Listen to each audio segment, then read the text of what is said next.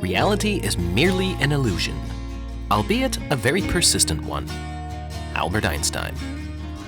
Hello everyone and welcome to Secrets of Saturn. I'm Jason Lindgren, your host. This episode we are doing the Lunar Wave Roundtable. We'll be having on Crow 777, Randy from Houston, and the newest person to capture the lunar wave, Chris Parker from North Carolina. Now, before we begin, I just want to make a disclaimer. I am taking what these folks are presenting at face value. I'm giving them the benefit of the doubt, but I have absolutely no idea what's really going on. As always, I recommend everyone to do their own research and make up their own minds. With that being said, here we go. All right, gentlemen, welcome. Hey, man, how's it going? Hello, how you doing? Hey. Sounds like we're all here and live. All right, let's get this show on the road. Crow, why don't we introduce you first? Go ahead and tell a little about yourself. Hey, this is Crow 777. Run a YouTube channel and a podcast called Crow 777 Radio. You can go to either one of those two places to see what I'm about. Awesome. Randy? Hey, this is Randy from Houston. I'm a businessman here. I own a company that we do a lot of hard work and make some money at the same time. Don't really have a big YouTube channel, but I've caught the lunar wave and some other cool stuff and sharing my stuff with everybody. So that's kind of me. Awesome. Go ahead, Chris. Hello, my name is Chris Parker. I got a YouTube channel basically for my own private use, and then all of a sudden it's kind of cooking up, but I've just recently started this astronomy thing, so just kind of joining in the talk here after the old catch on May 13th of the wave. Awesome. Now, the reason why we're all here is because you three gentlemen have all independently caught the lunar wave phenomenon. So I'm going to hand the baton to Crow and let him explain what the lunar wave is, when he captured it, and that whole history. Well, asking me what the lunar wave is a tall order. We have theories, we have evidence. The lunar wave, for people who haven't seen it, which is hard to imagine anyone who's interested in this kind of thing hasn't seen it by now, it almost looks like a refresh going over the image of the moon in two independent waves. The lunar wave always seems to come in a pair. It can come from just about any direction, and the waves have been clocked at many different speeds. The 2012 footage was the first lunar wave caught by me in San Diego, California, right at the fall equinox on the night of the highest Jewish holiday of all nights. And that's probably still the best example, though Chris Parker, the new kid in town in terms of wave filmers, who's on this call, caught one on Friday the 13th in May, and that probably would rival the 2012 footage had it been shot in full frame. But there it is.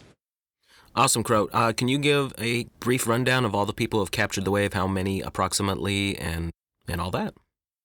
You think a guy like me might be better prepared for a question like that, but I constantly butcher this question. We were just talking, and we were having some trouble getting the Skype hooked up. Here's the problem. Richard 205 Maria had sent me a couple waves that I don't think anyone really knew about. I think it was Barney's UFO channel. Gosh, I hope I'm not butchering that man's name. Was one of them. There was another one that I can't even remember the name of it. Then Chris. At some point, we were at 9 people who had filmed it something like 18 times, and I pray to God I'm not so far off base here. Point is, we should be in the neighborhood of 10 or 11 people having filmed it darn close to 20 times.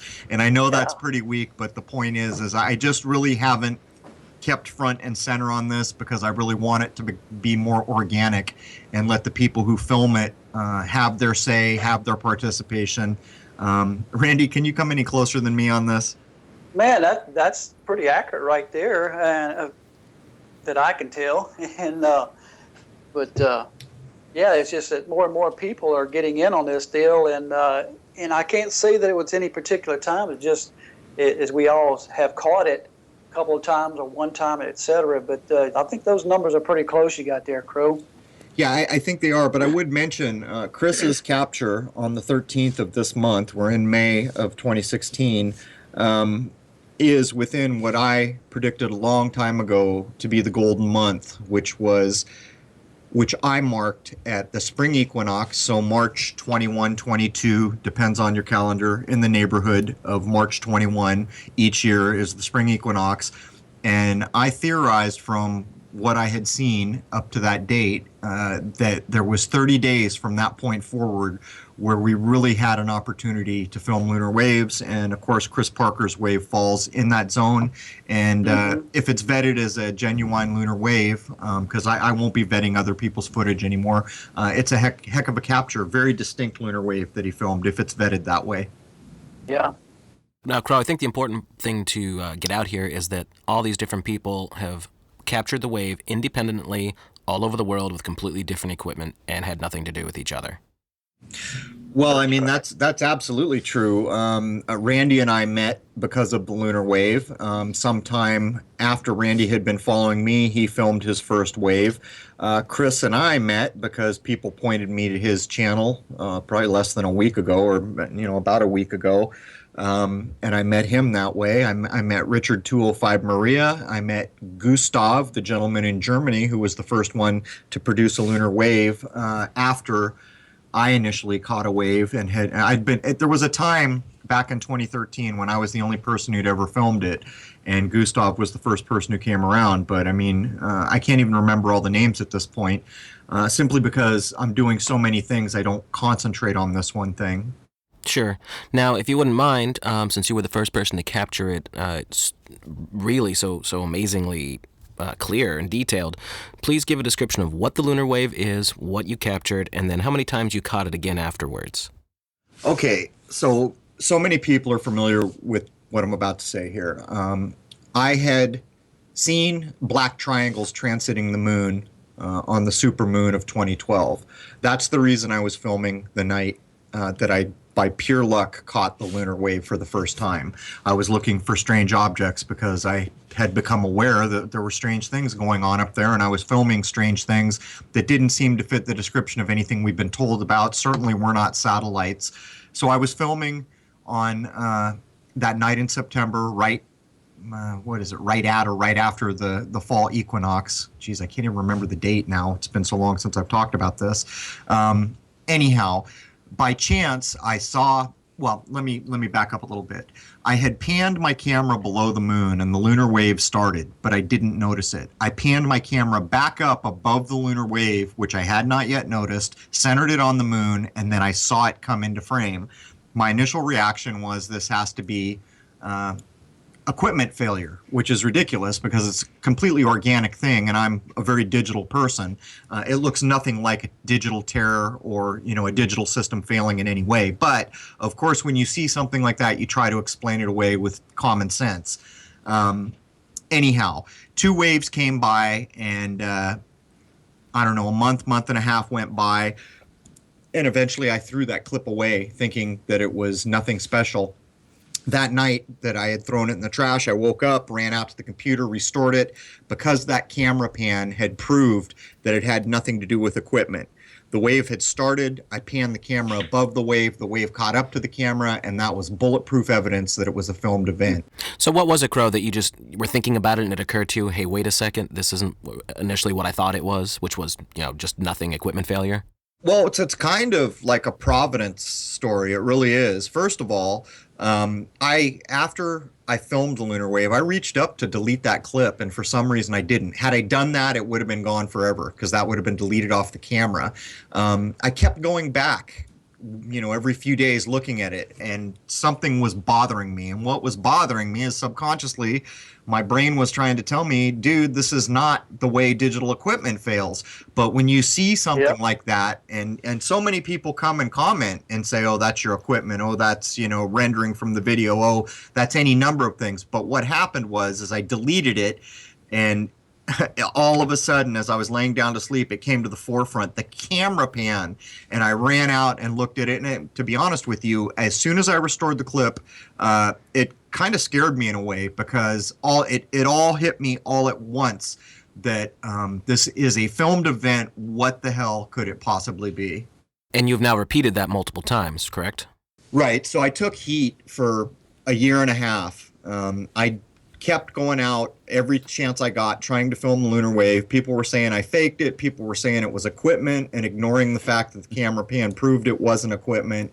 And I filmed for a year and a half all the way to the spring of 2014 when I caught another wave. And then, of course, the argument became I was the only person who had filmed it, so clearly I was faking it. To date, I have 6 captures. And I believe Richard 205 Maria is claiming 6 captures at this point.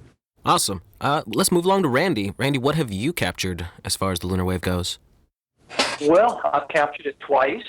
And let me just back up just a tiny bit and give a brief synopsis of what, how it kind of taken place. Just like Crow, was just out there filming. Actually, I just had purchased a Sony Handycam, a little 1080p, nothing fancy. And I was just actually out there just shooting the moon straight up from the camera itself. And I actually seen some things transit in front of the camera with no telescope, no nothing. I'm like, wow, I said, I got to get me a telescope. I want to look at the moon and just see some stuff, It wasn't out to catch any lunar wave, which I had no clue what a lunar wave was, never heard of it. So I ended up getting me a telescope, a little Celestron SE6, or 6SE rather, and got me a little adapter, hooked my camera to the eyepiece, and man, I started getting some really clear shots of the moon. And of course, you see these strange objects fly by. So, that was my intrigueness, is just to look at these objects that's passing by.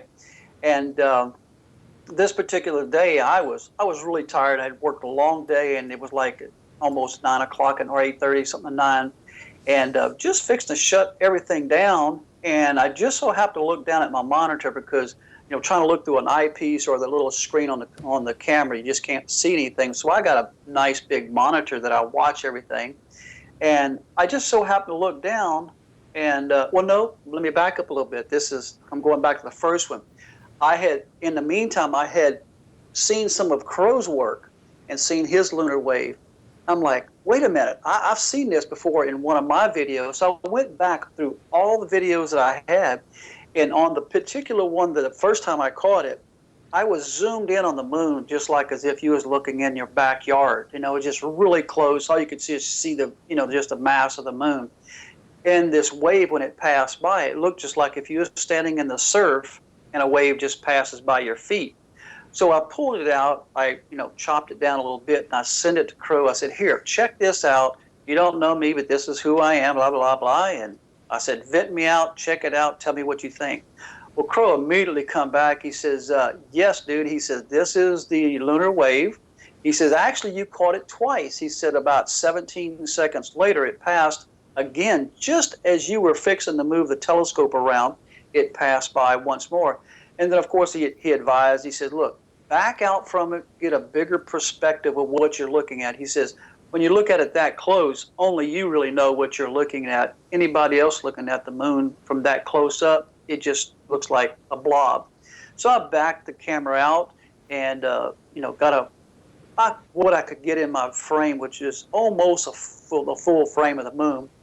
And this particular day, now going back to the day I caught it the second time, and I was just watching the moon and how it was, it had this pulsating look to it. And Crow and I have discussed this many a time, as how it's like a telltale sign. The moon just has this pulsating. It just, as one lady described it to me when she saw it, she says, it almost looks like a sonogram of a baby's heart. It had that kind of a pulsating look and this weird looking stuff happening. And I was just fixing to turn the camera off and go inside because I was tired that day. And then I seen the wave come across, and my heart just sunk because I like, this is what Crow was talking about. He said, okay, about 17 to 18 seconds, it should pass again. I waited and I waited. Well, actually, 40 seconds, it came by one more time. Just as clean, just as clear as it could possibly be. And that's the 2 times that I've caught it. I haven't caught it since. I mean, Houston weather, it moves in usually about the time you're ready to shoot. The weather changes on you real fast. And I haven't been able to catch it again, but I have caught a lot of very unique objects passing by, and we can discuss some of those a little bit later on this conversation also. But that's my 2 times right there, and exciting, and I'm ready to catch it again. Thanks, Randy. All right, Chris, you are the new fellow. You just captured it for the first time on May 13th. Let's hear your story. Yeah, it was on live stream. It was about 20 minutes into my stream, I just set up my stuff. I'm like doing as I usually do, fidgeting with knobs, fighting autofocus, and just finally getting everything nice and pretty on my end. And I finally get it set up, and a couple people were in the channel at the time, and which is kind of rare for me because just kind of usually just me, just kind of streaming for myself. Basically using YouTube as a hard drive. So yeah, but anyways, so I know someone's in the chat room, and I usually use I have a Galaxy S6 that I use for the actual streaming and the camera part, and then I have an old S4 that doesn't really work as a phone anymore, just basically a calculator with Wi-Fi on it, and I can log into the chat room from this phone and just kind of monitor it from there instead of like lugging a laptop around with me. I can just be kind of mobile with my whole setup.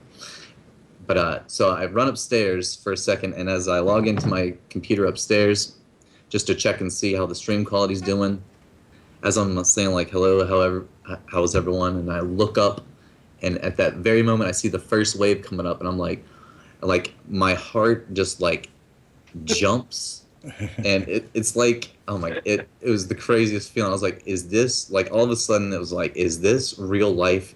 And then I was like, out loud, I was like, there's a second wave? And then second wave comes, I was like, holy shit. And then at that moment, I like, exclamation mark in the chat room. I'm like, everyone saw that, right? I'm coming back downstairs. And I couldn't talk or anything, so I'm like, trying to keep cool, like, all right, coming downstairs, all right. Going outside, the lunar wave just happened, what the fuck? So I go out, and I'm just trying to take it all in, and I'm like, you're just like, that's not, that shit ain't right. You know what I mean? Like, it's not supposed to happen like that.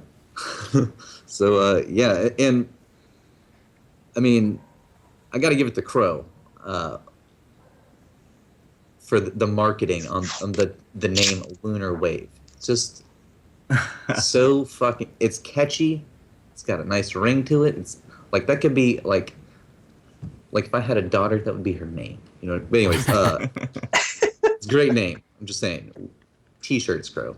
Yeah, I'm not sure marketing was my chief concern at the time. I was trying to convince people I hadn't faked it. But it's memorable, and and that's something that really sticks out with people. And like when I tell, like, I show people this video, like on my phone, and they're like, and I just like, watch this, and just watch until something weird happens, and they'll be watching, and they'll be like, oh, you mean like how it's all like all watery, and then the wave goes by, and I'm like, yeah, that part right there, okay, and then I'll just be like, oh, what is, they won't really know, like, it's very hard to explain what a lunar wave is to a regular person who, you know what I mean, like, who's not in this whole, like, right. Civilians, we'll call them. But it's like, and it was just excitement, like getting your first kiss. Yeah, well, then you just kind of like, they look at you like, okay, what's a lunar wave? I'm like, you know what? Just Google it. I'll send you some links. You know what I mean? It's just like, here, and I'll see you down the rabbit hole. And that's basically it right there. And but yeah, I'm just glad that somebody was there to actually catch the wave. And the thing I think that's so interesting is, like, all of the waves so far, like, it never looks the same. You know what I mean? It's always kind of like a almost like mine looks very liquidy. Like, even before the video, like, even starts when I set up, I try to watch the whole video again, and while I'm setting up, I said, it looks like liquid, and I was like, I just got the chills when the second time I watched. I was like, holy shit, that is pretty spooky. Just knowing what's coming up, like 5 minutes or 10 minutes later, like, there's, but anyways, so like watching the playback, it was just kind of, I had to watch it in my driveway, like on my phone, like several times, because I was like, this can't be real life. It's pretty nuts. But yeah, that's basically it. Wonderful. And now, Crow, I'd like to hand that back to you. What since you are the person who has looked at these the most, I think, what do you see similarity between everything, and what do you see as differences between everything that's been captured?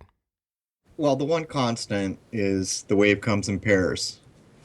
And really, if you really take a close look at the footage, that is the only constant. As a matter of fact, until Chris shot his footage, um, the definition of the 2012 footage kind of stood alone, though Randy has a catch, and he mentioned it too. But you see, in the 2012 footage, there's the strange energy pulse that occurs as the lunar wave is beginning. Mm-hmm. So the lunar wave is going to travel bottom to screen, top of screen. The energy pulse goes lower left towards the upper right, and then there's an energy sweep that goes basically left to the right. I may do a clip at some point to show that the wave's going in one direction, the energy pulse in another, and then this energy sweep almost parallel, flat, level to the equator, or what the equator would be. That basically it's almost like fingerprints. And after I filmed the first one, which is so blatantly distinct and evident, I almost wondered if it was trying to be hidden, like if someone actually had control of this, because they were quicker and clearer. Some of them, we caught one during an eclipse, and I had 3 people sitting there watching the eclipse on my monitor, and I said, "There's the wave," and none of them saw it. And I realized at the time, my eyes are trained because I've spent so many thousands of hours staring at the monitor. But what we find is, if you're out filming and you want to try to do the wave, you want to do it in full frame. You want to get as much of the moon in frame as you can.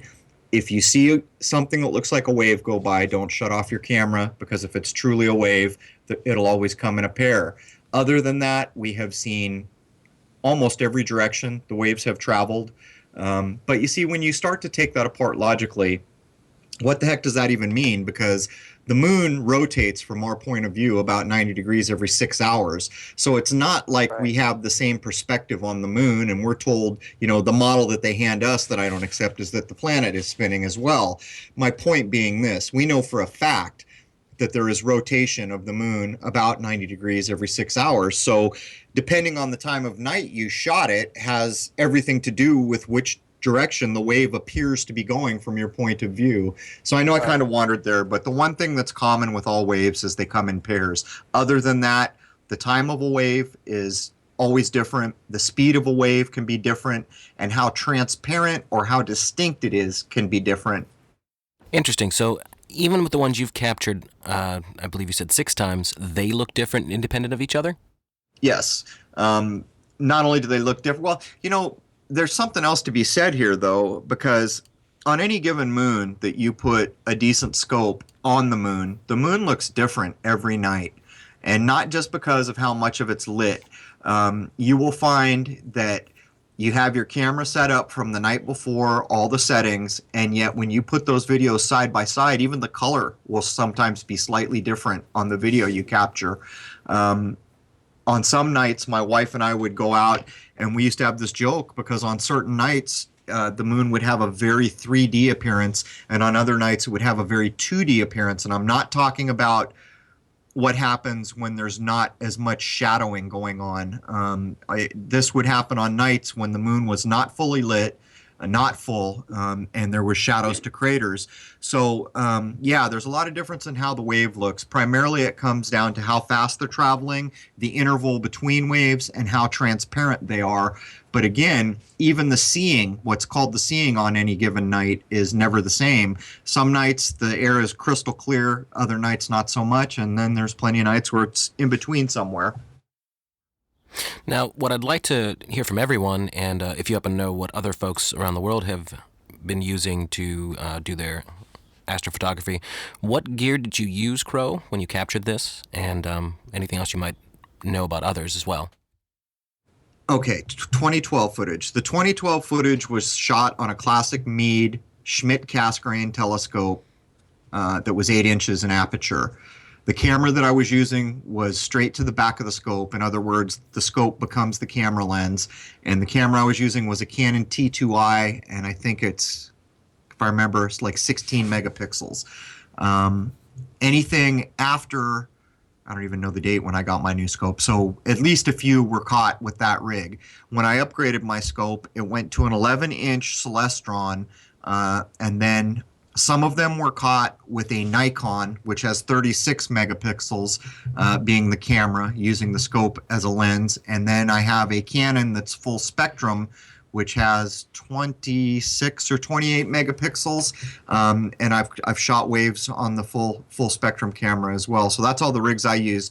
I think, if I remember correctly, Gustav, the first guy to shoot a wave besides me that we were aware of, used a Sony Handycam, if I remember back correctly, but I'm not even sure about that now. It's been so long since I've looked at that footage. Awesome. Randy, let's hear from you. What have you used to shoot the lunar wave? Well, I have a Celestron 6 SE, and the camera that I use, which is somewhat just the opposite of what Crow is doing, is a Sony Handycam. That's what I used before to catch the wave. And I just hook it with a special adapter right onto the eyepiece and get it all focused in. And of course, it just gives you, just great video. It's just straight run video. Of course, I can take some still shots if I want to, but usually what I do is I just let the video run. I watch the monitor.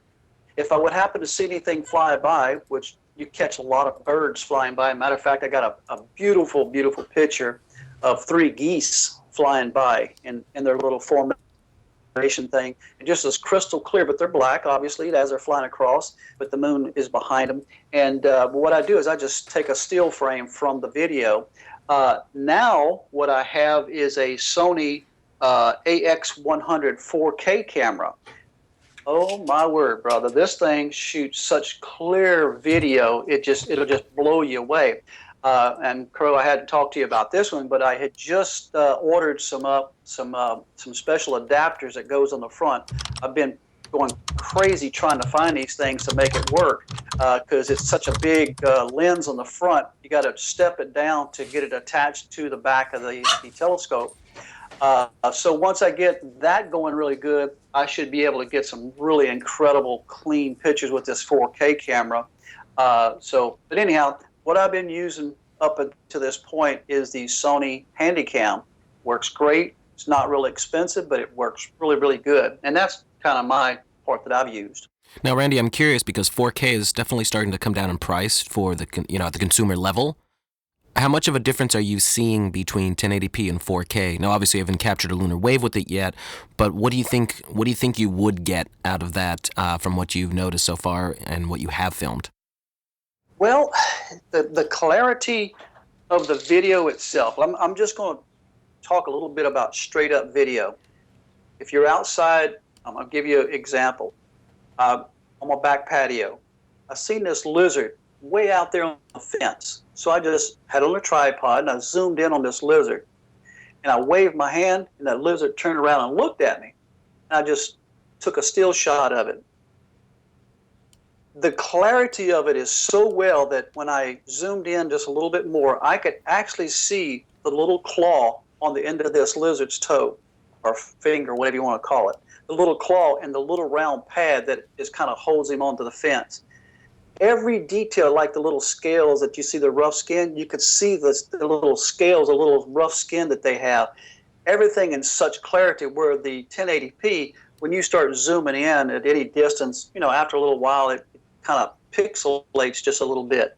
The difference is it's just astronomically clear, just clean, clear. And plus, I really think with the optics and what this camera can see, I've shot the moon, I've shot Sirius, and I've shot Jupiter.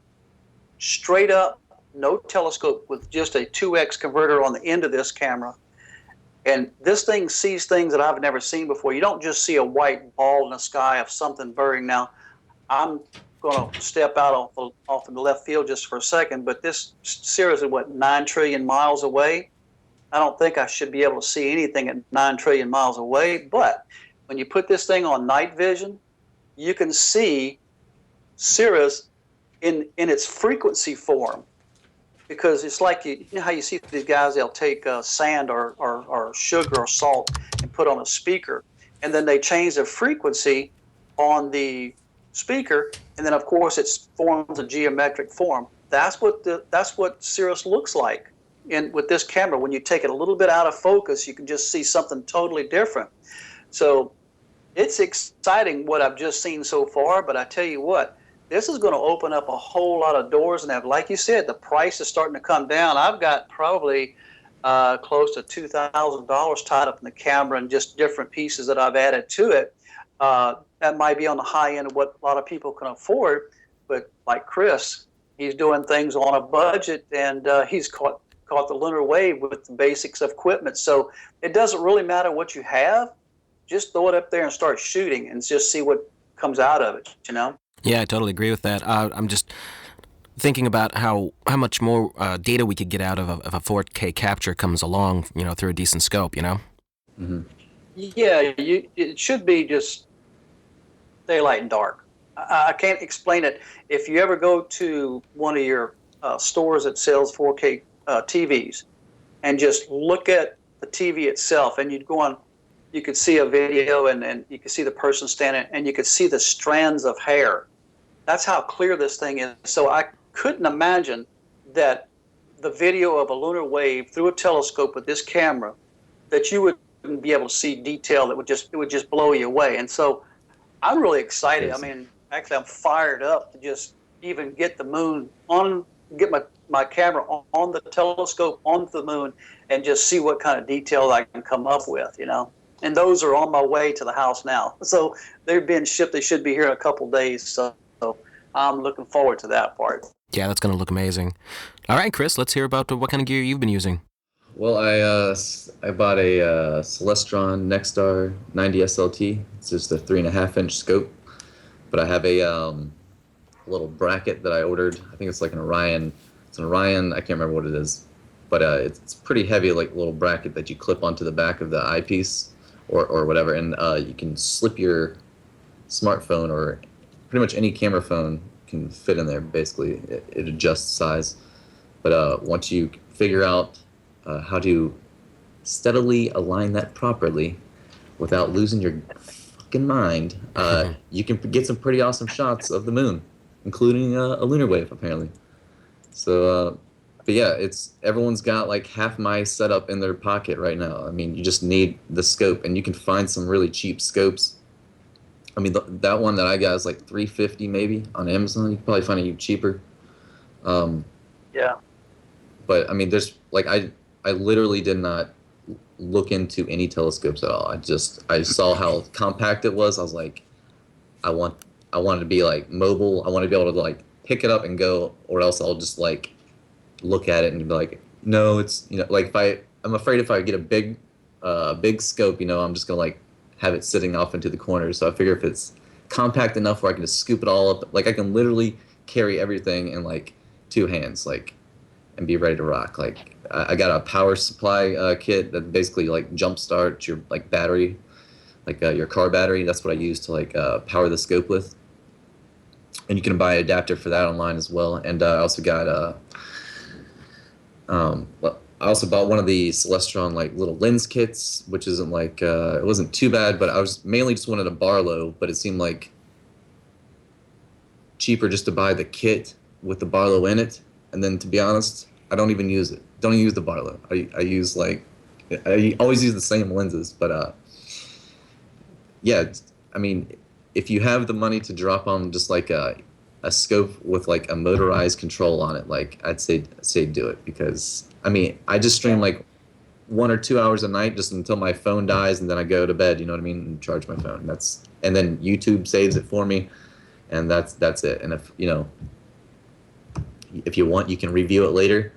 I usually like review my videos sometimes just like as I'm going to bed or something, just to make sure like it recorded, or like sometimes like just because it's mobile, like sometimes my Wi-Fi will drop in and out, or like so like sometimes maybe my signal will just be a little wonky, but yeah, that's pretty much it. Well, I think there's a critical thing about Chris's footage. For years now, I've been telling people that even a small scope will give you beautiful views of the moon, and people should know what it comes down to is the larger the aperture of your telescope, the more magnification power you're going to have. But if you're shooting for the lunar wave, you don't need to magnify anything 3, 4, or 500 times because you're trying to full frame the moon. And while you will get a bit clearer image because you're collecting more light, even a 90 millimeter or 3.5 inch scope, go look at Chris Parker's footage on YouTube. He's zoomed in a bit, but you can see, you can't tell that that's a small scope he's looking at. Now, when you begin to edit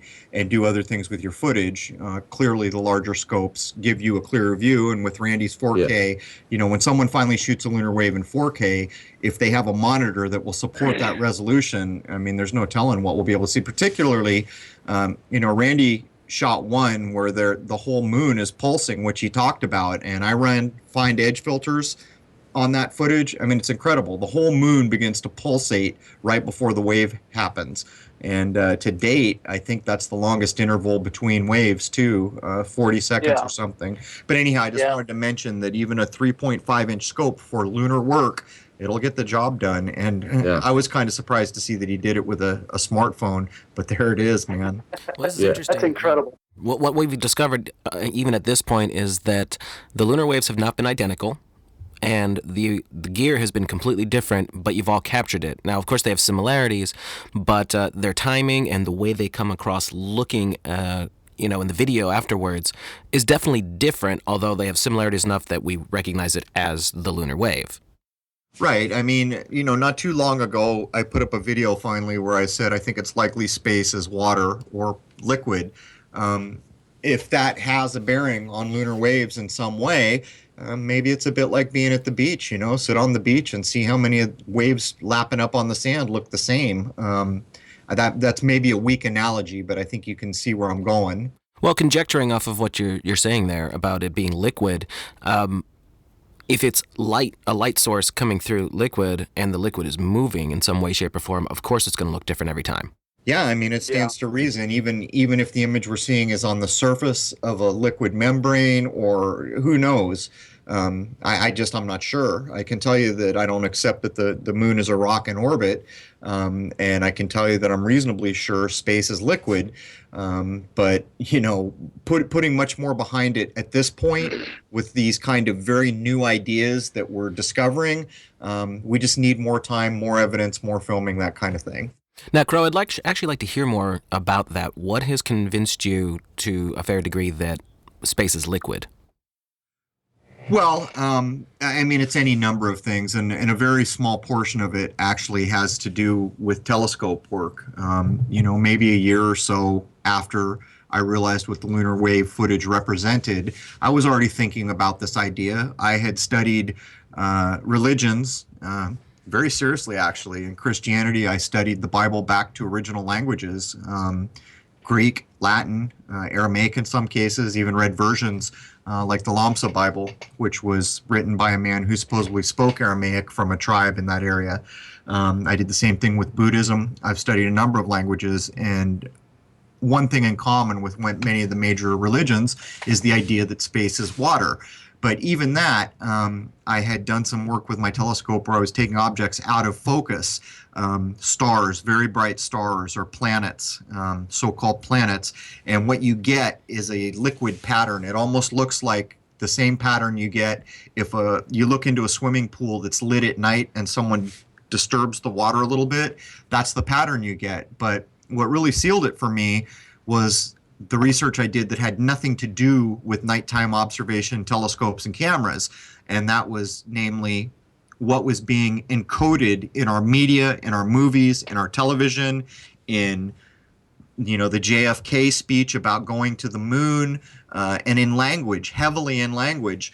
And at one point, I took apart the JFK speech where he's basically stating, "We set sail on this new sea." That's the language he's using. And this is just one of, literally thousands of examples that I had stumbled on over the years. And then when I went back to the telescope, reviewing all the work I'd done there, I couldn't hold it to myself anymore.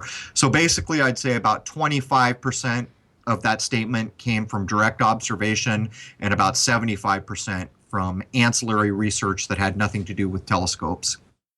Interesting. I'm sorry, Randy, I think we cut you off. You wanted to contribute something there. Well, I'll get something to say all along the way here. So, but I just want to throw this in. I got to commend and throw a little kudos to Crow here. He speaks things that a lot of people are thinking, but are just terrified to say or even mention to anybody. For so long, I have looked at the sky, and of course, knowing the Bible and knowing the different texts and things, similar to what Crow has done, you realize that it's talked about water all the time. It's the firmament, the water separated from the waters. Often I look at the moon, and you just can't look up there and say, oh, it's just a rock in space. But when you look at it under a telescope in very clear definition, and you watch these videos, and you just see that moon just pulsating, well, they say, well, that's just the heat in the upper atmosphere. Is it? Is it really just heat? Or is it something in between us up there in that space, in that area up there, that we're actually seeing the moon through maybe a liquid? It may not be a liquid like we'd think a river or something like that, but it's perfectly crystal clear fluid of some sort. Because sometimes when I look at the moon, I'm like, man, it does. It's like you're looking down into a swimming pool and just kind of seeing something underneath there, and it's just the surface of whatever that object is. It's just kind of fluttering. It looks like a heat wave. But is it really a heat wave? That's what we're taught. That's what we're made to believe. But this is a whole new area of study and research. Who knows until we're able to get up there ourselves? It's hard to tell because, some of these agencies are not going to tell you exactly what they find. That's their own little secret. And I think they found a lot of things they just ain't telling us either. But, my thoughts are is there's something liquid there. And Crow speaking out about it, dude, my hat's off to you, man, for speaking up. Because when you opened up and said that, it's like, wow, I knew that. But I was just a little bit scared to say something, just like a lot of us are. But hats off to you, Crow, for that one, man. That's good. Thanks. Well, I think it's safe to say, if without putting any solid definitions on anything here, that if not all, a lot of the material we have in the general public seen from government space agencies has been falsified in some way, shape, or form. I think that's a pretty accurate statement, wouldn't you say, gentlemen? Yes. Yeah, there's no doubt. I mean, if you look at the things that are being challenged now, as a matter of fact, shortly after I did the Space is Likely Water video, the community that, made the most of it was the Flat Earth community. But when you look at that community and what they're challenging, if any small portion of what's being challenged ends up being true, it not only means that the people in charge have lied about things, it means they've lied about everything. It means that they have drawn a picture and showed it to everyone and told them it was red when all this time the picture was blue. I mean, it's like that blatant, where it doesn't even resemble the reality. So it's something to think about. Now, Chris, did you have any thoughts you wanted to add in on the topic here? I was gonna say the whole the water being space thing and the whole flat Earth really loving this firmament thing. It is pretty crazy when you're like, okay, this is like where you have to, when you first capture a lunar wave, it's like the weirdest thing. Like, I first off never thought I'd capture one, but like once it happens, you're like, you start like trying to piece together, like, okay, where did this come from? You just can't piece it together. So you start, catching little hints of like these other stories and like kind of fitting all these things together. And it's just like, this whole firmament thing, it kind of rings pretty, I don't know, I don't want to say true, but like it's pretty spooky stuff when you see it. I mean, especially the wave that I got, like it literally looks like a wave, like over top, like it looks pretty nuts. And the wave. Yeah, just seeing people how they're kind of reacting to it's kind of I don't know, it's yet more video proof, kind of like towards it's +1 flat Earth, you know what I mean? Globe Earth 0. Well, and this kind of leads me into the next question. What has the reaction been that you've received since everyone has published their findings publicly, mostly on YouTube, I would think. Crow, let's start with you. What has the reaction been since you've been dealing with this the longest, since 2012? How have people reacted to it? What does everyone think? It's a funny thing because it was like one of the earliest clips up. You got to realize that I had all kinds of strange objects footage, the lunar wave footage from 2012, almost a year before I made my YouTube channel and I finally posted it. But before I had very many followers at all, I was getting contacted. Like I got some contacts from observatories and other kind of official sciencey places that stopped in, not to really be rude, but to tell me that I shouldn't call myself an amateur astronomy, that I didn't know anything about science, and, like that. Just kind of, who the heck do you think you are spouting gibberish like this? You should be ashamed of yourself. Well, then what happened was the community attacked me for a year and a half because there were no other examples of the wave. But during that time, they were saying it's clearly your equipment when the evidence showed it couldn't be equipment. Finally, when I caught it again, I thought, well, this will, stop some people from hollering at me. And then it became, well, this proves that you're faking it. Finally, when other people began to film it, the argument changed to, well, this doesn't mean anything until two cameras do it at the same time. And so that's kind of how this has gone. But I would point out that from the earliest time I shot that wave, somehow instinctually I understood that it was likely connected to the equinoxes. And now when we look back at the captures, the vast majority of them have been shot at the spring equinox. The best example was shot at the fall equinox. We have a couple close to the summer solstice and nothing really in the winter time. But there have been moments like that where what I consider human learning, not remembering, not, memorizing things and regurgitating it and calling that learning. What I call human learning is kind of like when an adult hears a child lie and you don't hear the ring of truth and it's a lie. That's adult learning in a way. I don't know how to describe it, but that's kind of the point I have reached, where you get these intuitive ideas that don't go away, and then as time goes on, things happen that tend to back them up. But anyhow, I've wandered so far. I forget what you asked me in the first place, Jason. Reactions to the Lunar Wave publishings. So, I mean, at this point, it's been almost like a 360. I went from initially posting it, I had the footage for a year, posted it, and it was like a shooting gallery on my channel for a long time. And now it's kind of like a worldwide word. There's very few people who haven't heard of the lunar wave.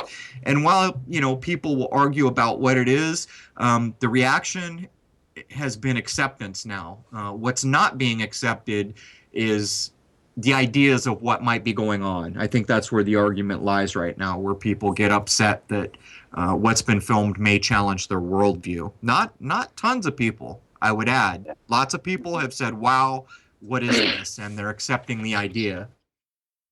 Well, it's good if they're at least being open-minded that, hey, this is something we've never seen before, and we need to ask the questions of what's going on here. Right. That's kind of where we're at. Well, of course, I didn't put mine out on YouTube or anything like that because I tend to work a lot and just stay busy with that. But what I've shared with people just off my phone, because it is such a unique thing. And of course, Crow took the information. I said, look, dude, if you want to use it, put it on your channel, use it as you please. You're more well-versed about this than I ever was. And so he's used it in some of his videos and things. But I have showed people just, when I'm working or just a few friends hanging around, I said, dude, I got to show you something. I said, what do you think of this?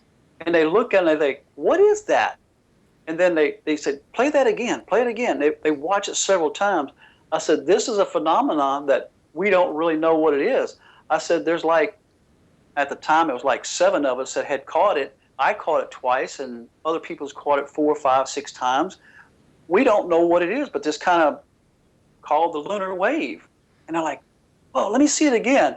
They look at it over and over, and they're just dumbfounded because now they have something that has rocked their world. It just kind of tore up their little paradigm, the way they thought that the world was. I said, Do you think what we've been told, the moon and this place that we live on, is what they say it is? And then they stop for a second, and then you could just see the gears turning. But for the most part, I've had good response on it. People just, they don't know what it is. Some people literally get scared when they see stuff like that. They literally get scared. And one guy, the one person that I had that's seen some of my videos, he started making fun of me in front of a group of people. And I just let him go for a little while. And I said, "Why are you scared?" And he stopped for a moment. He said, "Well, dude, it just bothers me, I said, "Well, you didn't have to attack me because you're scared. Open your mind. Just understand that there's more to this place that we live on than what we have been told." I said, "The moon is another thing. The moon ain't what it is, what they say it is. It's something somewhat different." But for me, I haven't had the onslaught of people like attacking Crow and different things like that. But now more and more people are getting on board with this and actually getting their cameras out and like Chris, he's got his cell phone out. Geez, that's about as awesome as you could get right there. It just goes to show you don't have to have thousands of dollars worth of stuff to do this. And to catch it purposely or by accident, it doesn't matter as long as you catch it and you can show it and have the bragging rights, I guess, But it's fun. It really is, How about you, Chris? What reactions have you had so far, even though it's only been about 2 weeks? A lot of positive energy coming at me, but it's YouTube, so you got the whole world coming in, so you can't filter out everybody. But I mean, so far, like I've been trying to respond to like mostly the comments that I've been getting, which has been, like I said, a lot of positive stuff. But I've been getting some like, you hoax this shit, like just almost like, bro, it's like, come on, dude, it was live, you know what I mean? Like it was happening. Anyways, but I kind of invited like one of these people who basically made a how to hoax a lunar wave video, and I was like, bro, come out to the stream. I'm streaming right now. Watch me stream. Come hang out. And so he came in. Like I watched his video, and basically it was the same thing. Crow, me and you spoke when we spoke on the phone. I kind of explained to you like some of like those hoax videos that how I've thought somebody might have passed one off, and basically he's showing you basically that same thing. And I'm like, the more people know what a shitty wave looks like a shitty hoaxed wave, the better. Because and so far it's like in this community, like you've kind of seen enough where you're like, oh, that's horseshit, you know what I mean? But like, yeah, you could spot them pretty quick. Yeah, you can tell it looks. It's too surgical. Weird. It's not organic. Right, yeah. And then like have like other people, but I think this is like a great idea for you to do. Maybe just like do a compilation of the best of hoaxed waves. So just to put it out there, it's like don't waste your time anymore. Now it's like time to press on.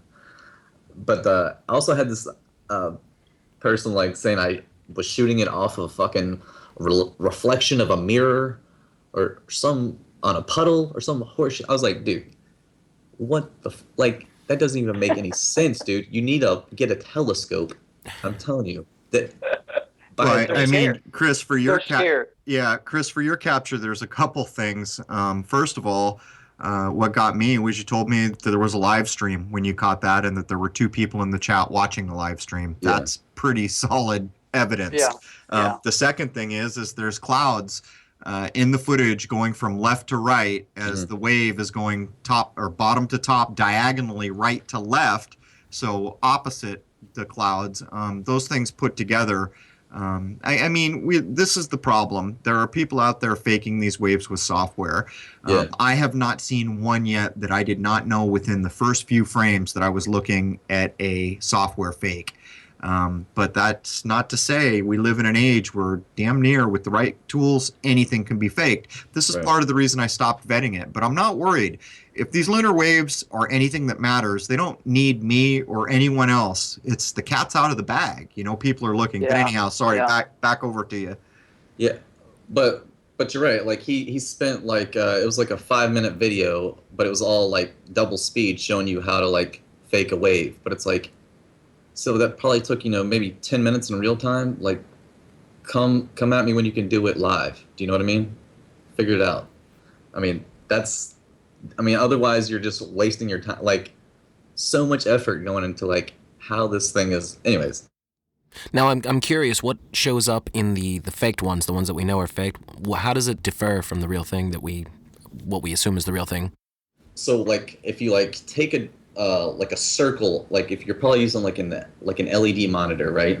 So like probably got the little jaggies, you like draw a circle on your screen, you got the little jagged edges around the screen, and those kind of like align horizontally with the pixels on your screen. And so like when you take the image and you take it into like a video editor or like a photo editor or something, and you take the image and you like rotate it like a couple degrees, it'll like the image has to like refresh itself, but they'll line up. It has to like refresh digitally, like diagonally rather, and so it kind of like sorts it back out. It's kind of like a refresh wave, like a vertical sync. Like if you play video games and you get like that screen tearing shit, like when you're like poning some noobs, you like turn on vertical sync and it like lines everything back up for you. It's kind of like that's what it kind of is doing, but you're like doing it on purpose, basically. Right, but it's not I mean, it's night and day because it looks weird. Yeah, well, I'm not going to tell. I'm not even going to say on the air the reasons that make it so evident, because people with software and enough times on their hands will start to figure out how to fake other elements. Safe to say, Crow, that it does look fake though in comparison to the other ones, to the real captures. Yeah, I have not seen one yet where I wasn't instantly. As a matter of fact, it's a bit like the human learning I was talking about. Even before I'm pushing play, I start to get that pang where there's no ring of truth in this, and then I wait for the evidence to come before me. And pretty quickly, I confirmed that my intuition had told me this is not right. And a lot of times there's comments or other things that might be around a certain piece of footage, but this is the thing. I'm not going to be the guy anymore. I'm not going to be the guy who gives the stamp of approval. And, I was that guy when I was trying to tell the world, look, I'm not faking this. Other people can film this. So, yeah, I stepped up very quickly when other people produce footage to say, see, but we're way beyond that now. So, look, everyone knows what the lunar wave is who's kind of remotely aware of the night sky, and if anything we have done or theorized is correct, it's not going away. And not only that, I cannot tell you how many, probably many hundreds of people have come to my channel and said, Crow, I dusted off my telescope. I bought a used telescope. I bought a new telescope. All the channels that have popped up over time of people who saw the wave footage and went out to challenge the idea. Some of them just to prove if it's even the wave is real. Other ones because they wanted to do it themselves. It's many, I mean, maybe even many thousands. I don't know at this point. People have contacted me saying you should contact Celestron because you're always pointing people to buy their telescopes. Dude, I think I sent you a message like that a long time ago. I've gotten so many of those messages. I don't know, and the truth is I doubt if a company like Celestron wants anything to do with a person like me. Yeah. How about this, guys? If you sit there and observe a duck on a pond long enough, you're going to know it's a duck swimming around, right? If you try to fake it, you're going to go like, that ain't a real duck, The same thing here. You sit there and you watch the moon for hours and hours and hours. You get pretty familiar with all the little craters and all the different little things about the moon and what it's doing and how it's vibrating and the pulsatings and stuff like that. You just get used to it. And of course, when you see a fake video, you go, whatever. It just shows up right quick because you cannot fake organic. You just can't do it. Well, there's another side of this. It's, imagine being the person who decides one day you're going to sit down because you've got some video editing skill, that you're going to produce fake waves. How kind of counterproductive an idea is that? It's almost like I can't contribute anything that matters, so I'm going to do this. And the reason I say that is because while up to this point, it's pretty easy to spot the fakes.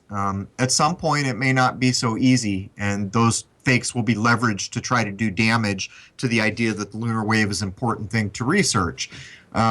But there's not just one person that's done this. There's been a few. And what's so funny is some of them have kind of, you go look at the comments and it's, oh, Crow's going to be so upset when he sees this kind of counterproductive attitude that people kind of adopt when they get into this. But I thought I'd throw that nickel against the wall. Yeah, like, why would you could literally, it would probably take you less time to go out and actually shoot a real lunar wave than to fucking pick up like a fucking like editing program, learn it, and then, you know what I mean? And then get the footage, like, just go out and shoot it. Like, it's so weird. What you're saying is, instead of trying to fake it, just why don't you challenge yourself to capture it instead of trying to create something that's is bullshit.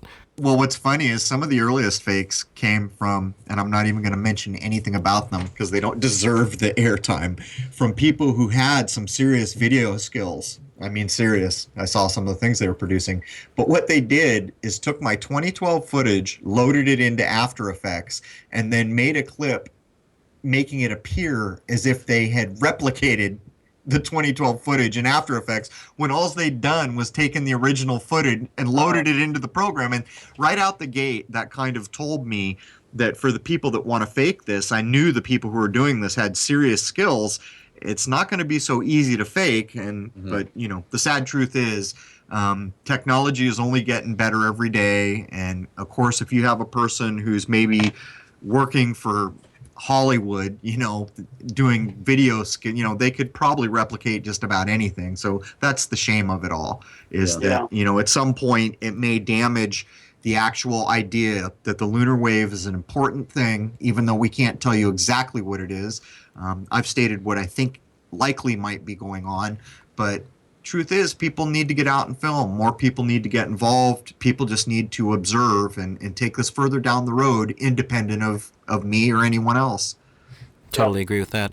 My next question for you, and anyone can kind of jump in here as they like, since there's this wide world of the internet out there, what are the current theories floating around about what the lunar wave might actually be? Is there anything, any theories that are gaining more traction, more people are leaning towards this or that? I'd really be curious, especially for people who are new to this, to just kind of hear what people are thinking.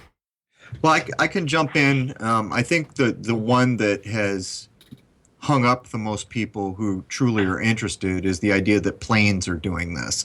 And that began with a guy who I actually Skyped with, who said in a Skype conversation with me that it was not possible that planes were doing this. But anyhow, some other channels started to push this idea. Even they sat at an airport one night, I don't know, I think it's in Germany or somewhere, I forget where, filming planes transiting the moon. And they titled the video, "This is what causes the lunar waves," but it doesn't look anything like any lunar, there's no definition, there's no, it lacks all the touch points that we expect to see in lunar wave footage. That's the kind of one that has stuck the hardest, I think, and hung up the most people who would otherwise keep looking into it. And the real shame of it is there is no airplane footage that is even in the same building, even in the same neighborhood as real lunar wave footage. But the real shame is, with all these people that have filmed it, what that basically is saying is that all those people lied. Because when you're sitting out there with a telescope on the moon for endless hours, you get bored. And when you hear or see a plane coming, you do everything you can to try to capture that footage, so at least you can shoot something that night. Right. Because you may shoot a month and get nothing. So you can hear a plane coming long before it gets there. You can see it coming. Since you always try to film near a full moon, you have very good visibility at night with a full moon. That idea that a plane is doing this is basically almost like accusing every person that's filmed it that they're lying because a plane came by and they didn't admit that happened, which isn't to say so many of the clips have the audio running, and you'd be able to hear it. And then, of course, there's the idea that there's cloaked planes that you can't hear. But point is on my channel, I have a good 5 or 6 jets of all different sizes actually transiting the moon from my point of view, and I've never seen anything that is even remotely like a real lunar wave, and that includes all the other footage that I've seen from around the world. So that's what I would say. And we would be filming lunar waves all goddamn night because I mean I Right. have planes constantly flying by. Like last night, I don't know, I just antsy, so I went outside. It was kind of getting kind of foggy, but that's all I had was like planes. I was like, oh, here comes a plane. Basically, I was wanting to get a satellite shot, but it was just like there's nothing else, and Mars just looks so lame in my scope. You know what I mean? Like especially if there's any kind of moisture in the air, it just kind of looks like looks Fuzzy like blob. this distorted dot. Yeah. So like, Hmm. but yeah, I mean, like you said, man, like you get bored while you're out there. If you see something whizzing through the air, you're gonna, you know Yeah. what I mean? You're gonna aim at it. Well, not only that, when Well, you're shooting through a telescope to get a plane transiting the Oh moon my god, yeah. is an interesting shot. But not only that, even if it doesn't transit, you do get the jet wash. So even that is an interesting shot. Mm-hmm. well, yeah, too. And with the jet wash passing by, I've seen some of the videos that you're talking about where the jets pass by. Right. There is a depth perception at that point. So you can clearly see that the jet wash is far closer to you than Yes. what the lunar wave is. The lunar wave, when you're looking at, especially when you got some decent equipment, you can get down in Carissa's videos also. You can literally see it. It's like how close it is to the moon. It might be right on the surface. It might be a couple thousand feet up. I really don't know. Mm-hmm. But you can see it's closer to the moon than what jet wash is. Well, there's another aspect of that. Even if we just go back to the very first 2012 footage, we have a lunar wave that starts at the bottom, which is not quite level with the frame, that goes from bottom to top. We have an energy pulse that starts in the lower left limb of the moon that goes kind of Right. diagonally lower left, upper right. Then we have an energy sweep, which almost goes level to the frame, left to right. So Right. there's no possible way. And not only that, Randy's footage where the whole moon begins to pulse, there's no wave that comes in, just the whole thing begins to pulsate. These couldn't be created by an object moving in a single direction. In the 2012 footage, you would need 3 objects traveling in 3 different directions to create all that movement. And in Randy's Yeah. footage, there's just no way around it, because if a jet wash comes, you see it creep into the frame. But like he said, on a well-lit full moon night, you have the perception of depth, and you can tell that the waves are much closer to you. Well, another thing too, jet wash.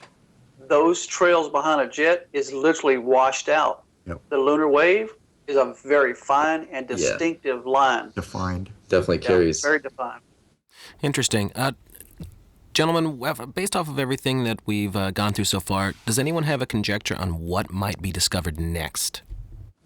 Wow. In terms of, are we talking directly about the moon here? Well, the moon, and actually I'd kind of like to broaden this a little bit. Has anything else been captured in the sky that is along the lines of the lunar wave? Like anything unusual about any of the other stars or planets that you see?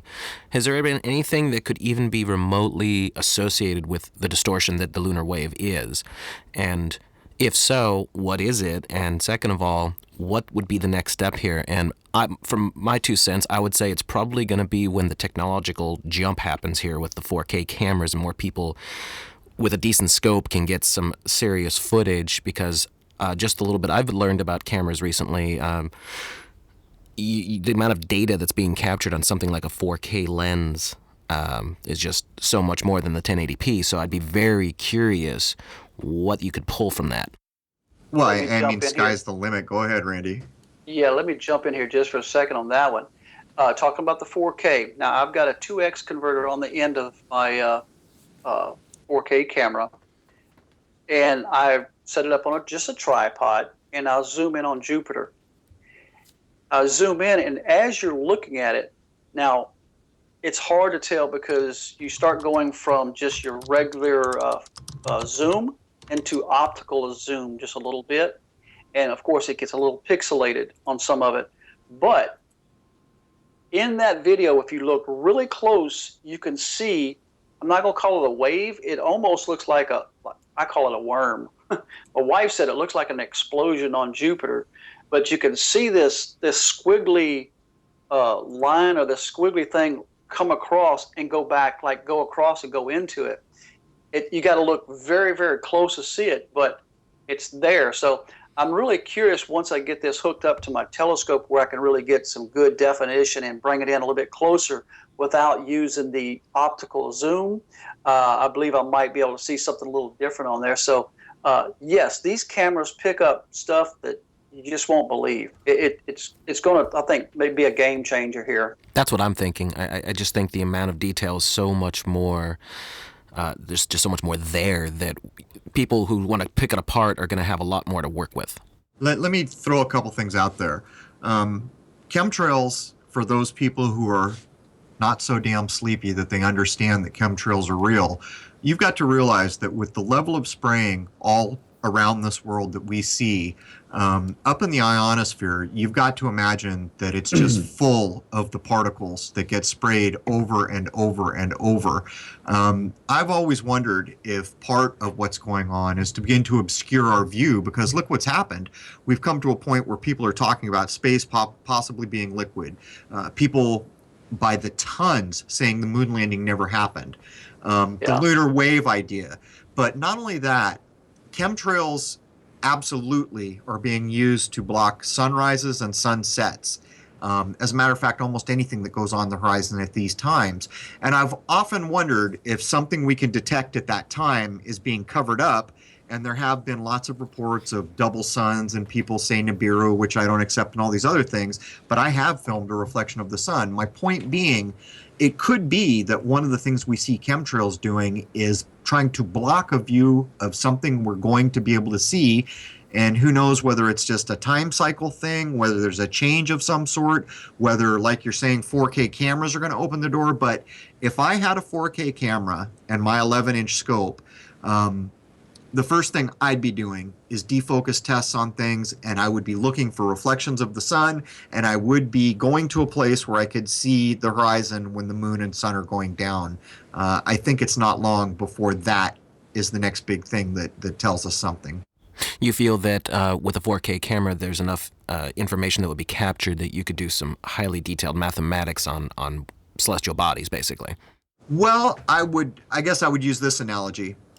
The energy pulses in the 2012 wave that we've talked about during this show, I didn't even know about them for something like a year after it was shot, even longer. I think it was actually after I had put it up on YouTube. I don't remember. It was a long time after I had looked at that footage endlessly on my computer that we had the lights off in a room with a 60-inch monitor television.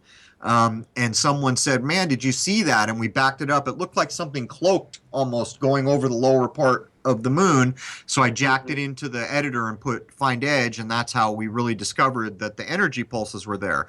My point would be that was only a 16 megapixel T2i Canon camera and only an 8-inch scope. So would I have seen even more right out of the gate had it been 4K on 11-inch scope? You see what I'm getting at? Well, I think that's without a doubt. You would be seeing much more of what's, really there. Right. But here's another thing to consider, Jason. Have you ever, people should go back and look at the old black and white images of the moon from NASA or even the place that preceded NASA. Look at those black and white images of the moon, how they look so three-dimensional. They look so different than anything I have ever been able to shoot of the moon. And I begin to wonder, were they shooting something else? Was it that the sky was so much more clear? No chemtrailing? I don't know. But just go back and look at the 3D images of the moon where it just looks like it's so three-dimensional. That's very interesting. It'd be anybody who's really familiar with this sort of material should take the older NASA footage that's out there and compare it, through the decades. What's the same? What's different? Now, I did something along those lines, actually, based off of one of the conversations I had with you, Crow, a few months ago. I was watching NASA footage through the decades of what Earth is supposed to be, from space. Yep. And, I don't jump into any camp on anything of what the universe and the world really is. I kind of stay out of it. I question everything. And I'm just, when I get more definitive evidence, maybe I'll make up my mind. So, but I'm extremely open-minded, and I definitely want to look at whatever evidence I can get my hands on. Well, there's tons of stuff on YouTube I can get my hands on. I looked at what Earth looked like from Mercury and Gemini and Apollo and all the way up. And all I can say is, and I can be challenged here by anybody listening to me, that I'm wrong, but it looked in my humble opinion, that the Earth looked different on every mission. Well, I mean, Yeah. all I can say is not only does it look different, but look at the descriptions NASA hands us. They're telling you that those are not snapshots. In many of the Yeah. cases, it's telemetry, it's from data that was collected, it's an artist's rendering, it's Yeah. mosaic from data that was collected. No, you have never in your lifetime seen a true snapshot of Earth from space. And in my view, you've never seen a picture of anything taken from space because, in my view, nothing can get there. At least the evidence that we have at our disposal to look at, like moon landings and rocket launches, none of that has ever gone above what we call low Earth orbit. Well, I didn't even do anything as complicated as looking at supposed pictures. I looked at video that the astronauts supposedly shot, or cameras that were supposed to be on the spacecraft, whichever it happened to be. That's all I did. I just looked at the video of, out the window of the craft to Earth, and that looked different. I'm not even talking about, satellite pictures or whatever else is Right. put out there for us. And a lot of times they blatantly do say composite image. I've seen that a Right, zillion exactly. times. But yeah, I'm talking about just the fact that the Earth itself looked different from space from said astronaut's point of view. And that's all I've got to say about that. Like something just, something's not right there. Oh, they must have changed their film. That's the answer, right? But I would point this out. This is how sleepy we are. Recently on the Turner Classic Movies, while I don't watch TV, I monitor that channel to record things because on that channel, a lot of things come up that I want to review.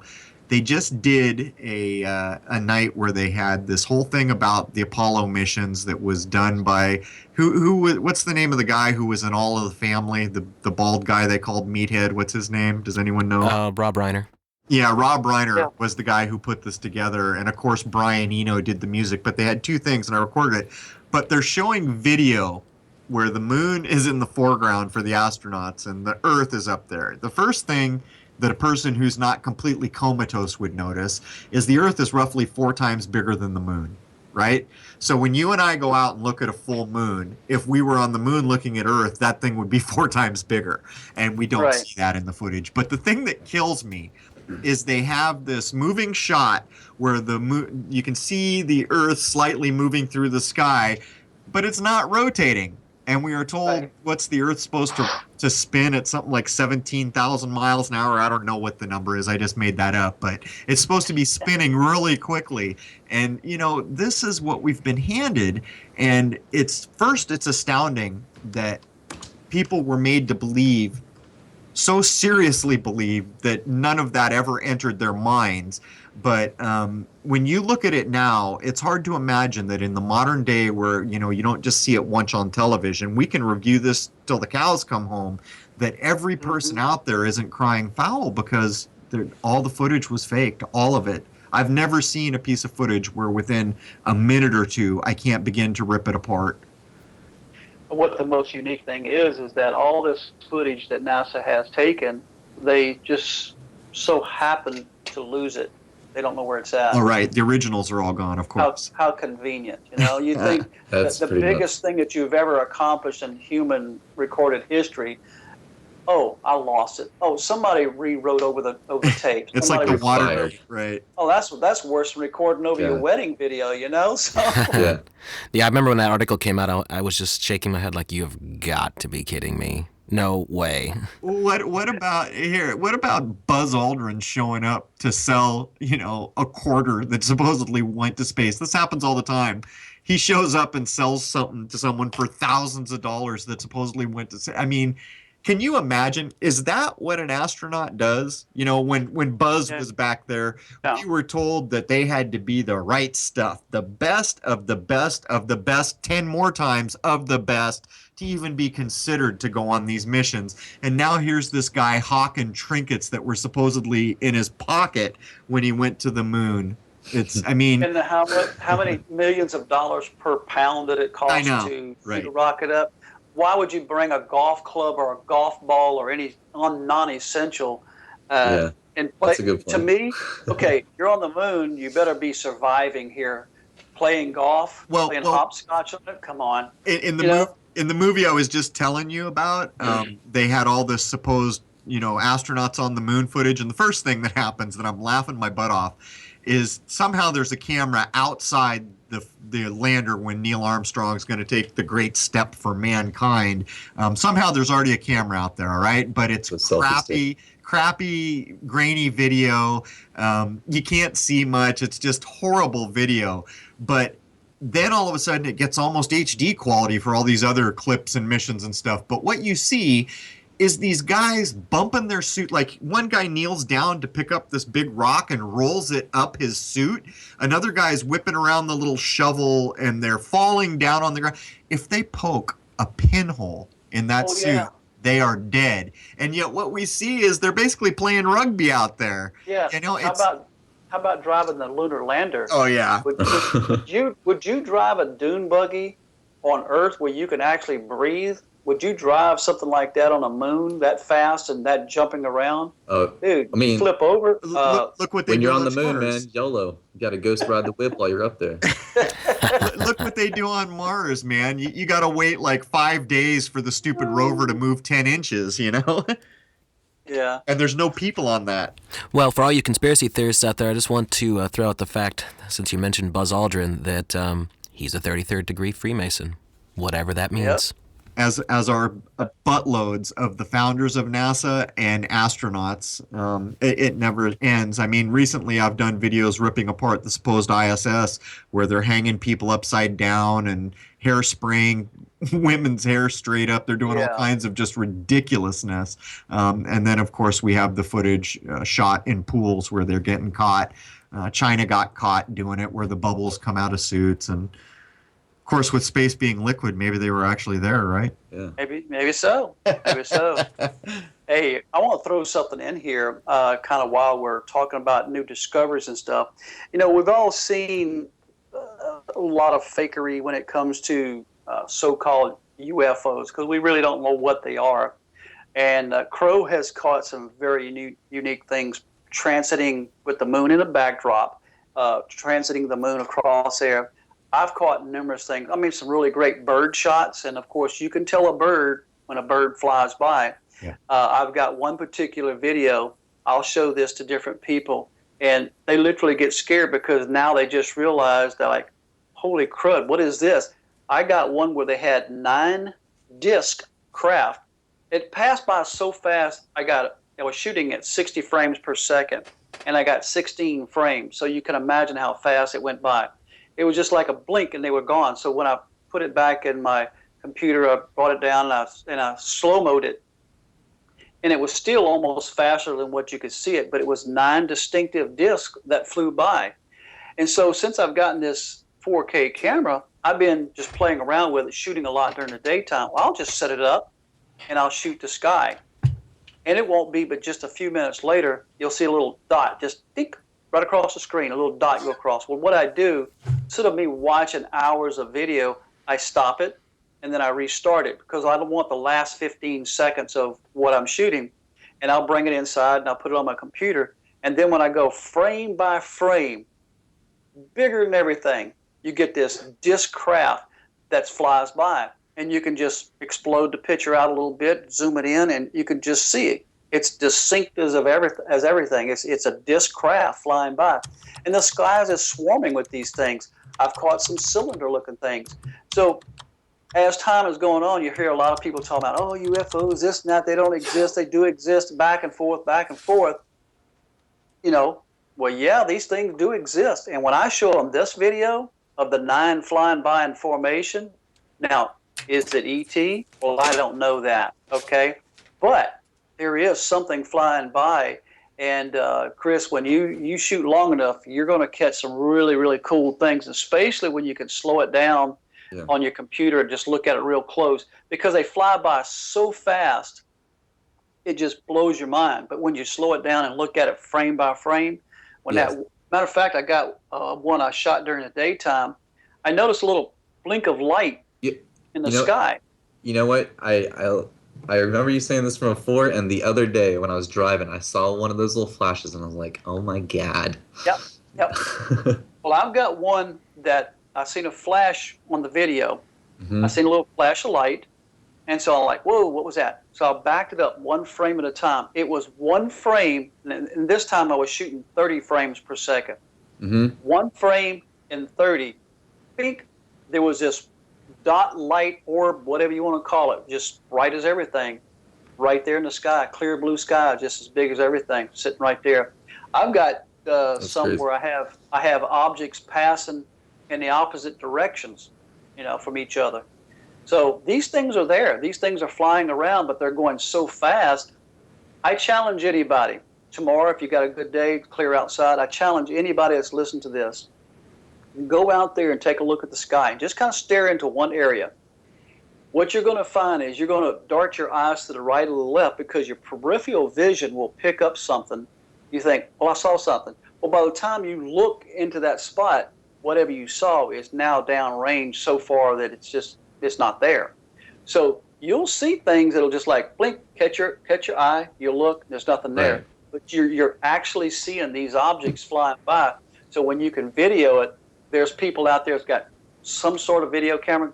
Guys, gals, just get your video camera, just shoot the sky if you want to play around and see something unique, and then get it on your computer where you can see one frame at a time, and you'll see some pretty cool stuff flying around out there.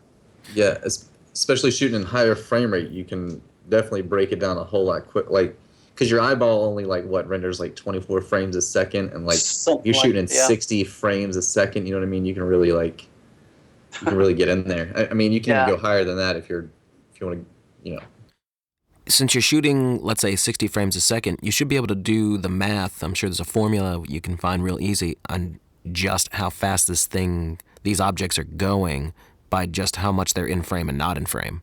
That's true. No, I've tried to kind of figure that out, but the problem that I have in trying to understand the math on is that how far away is it? If it's closer to me than what I think it is, obviously it's going to be passing by really fast across the frame of view. If it's further away, then obviously it's going to be a little bit further. A little bit slower would seem to be. So without having a good depth perception of say okay, that light pole in that tree and it flew in between the two, then you could probably say, yeah, that's what it was. But I really don't know how high they are. I do know this. I took my camera one day and I seen a jet flying over that altitude. So we were talking anywhere from 30 to 40,000 feet.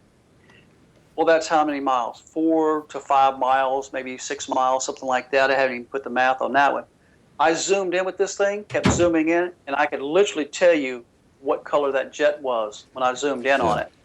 And I could see I could see the windows on this plane. So that's how clear this thing is. So now, whenever I shoot the sky, I kind of set the focus where it's a manual focus, and hopefully whatever passes by will fly by in that focal range. Because if you put on autofocus, it just tends to go beep, beep, beep, in and out, so it never really focuses on anything because it can't, see anything. Yeah. Unless you get a tree or something in the foreground, then you might. But there's some really cool things that flies around out there, and I know Crow could add a little bit to the things that we see flying around at night and including daytime, because I think he has caught some stuff in the daytime also. Well, this would be a really good extension off of not just capturing the lunar wave, but what other objects are being seen by amateur astrophotographers? What's being seen? What's being captured? What do we think they might be?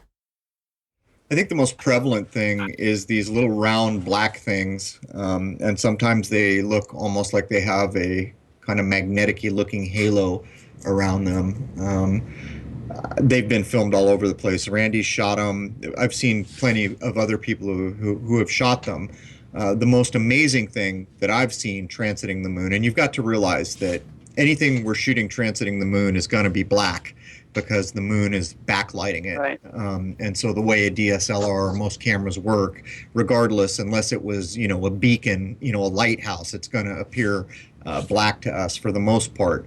But the most amazing thing that I have shot is probably what I call the boomerang. But on the night of the supermoon in 2012, I think it was May something, I saw, this is the strange thing. As you film over hours and hours, the moon appears to move through the sky from our point of view. We filmed 2 to 3 hours of these little black triangles going up, down, and side to side across the moon. My brother-in-law saw like 5 to 7 of them in formation, and we were doing this with an eyepiece. And just so folks know, the view that you get with an eyepiece is way more zoomed in and a much sharper view than when you just put a DSLR and use the telescope as a lens. It's a much, and you're not filming anything, so you're not a slave to resolution. It's your eyeball on a lens that's magnifying something to a perfect focus. That's the most amazing thing. And to date, I think the thing that's been corroborated the most, and correct me if I'm wrong here, Roundy, is these round black things. And truth is, they don't look like anything we've had to describe to us. Right. No, it's not.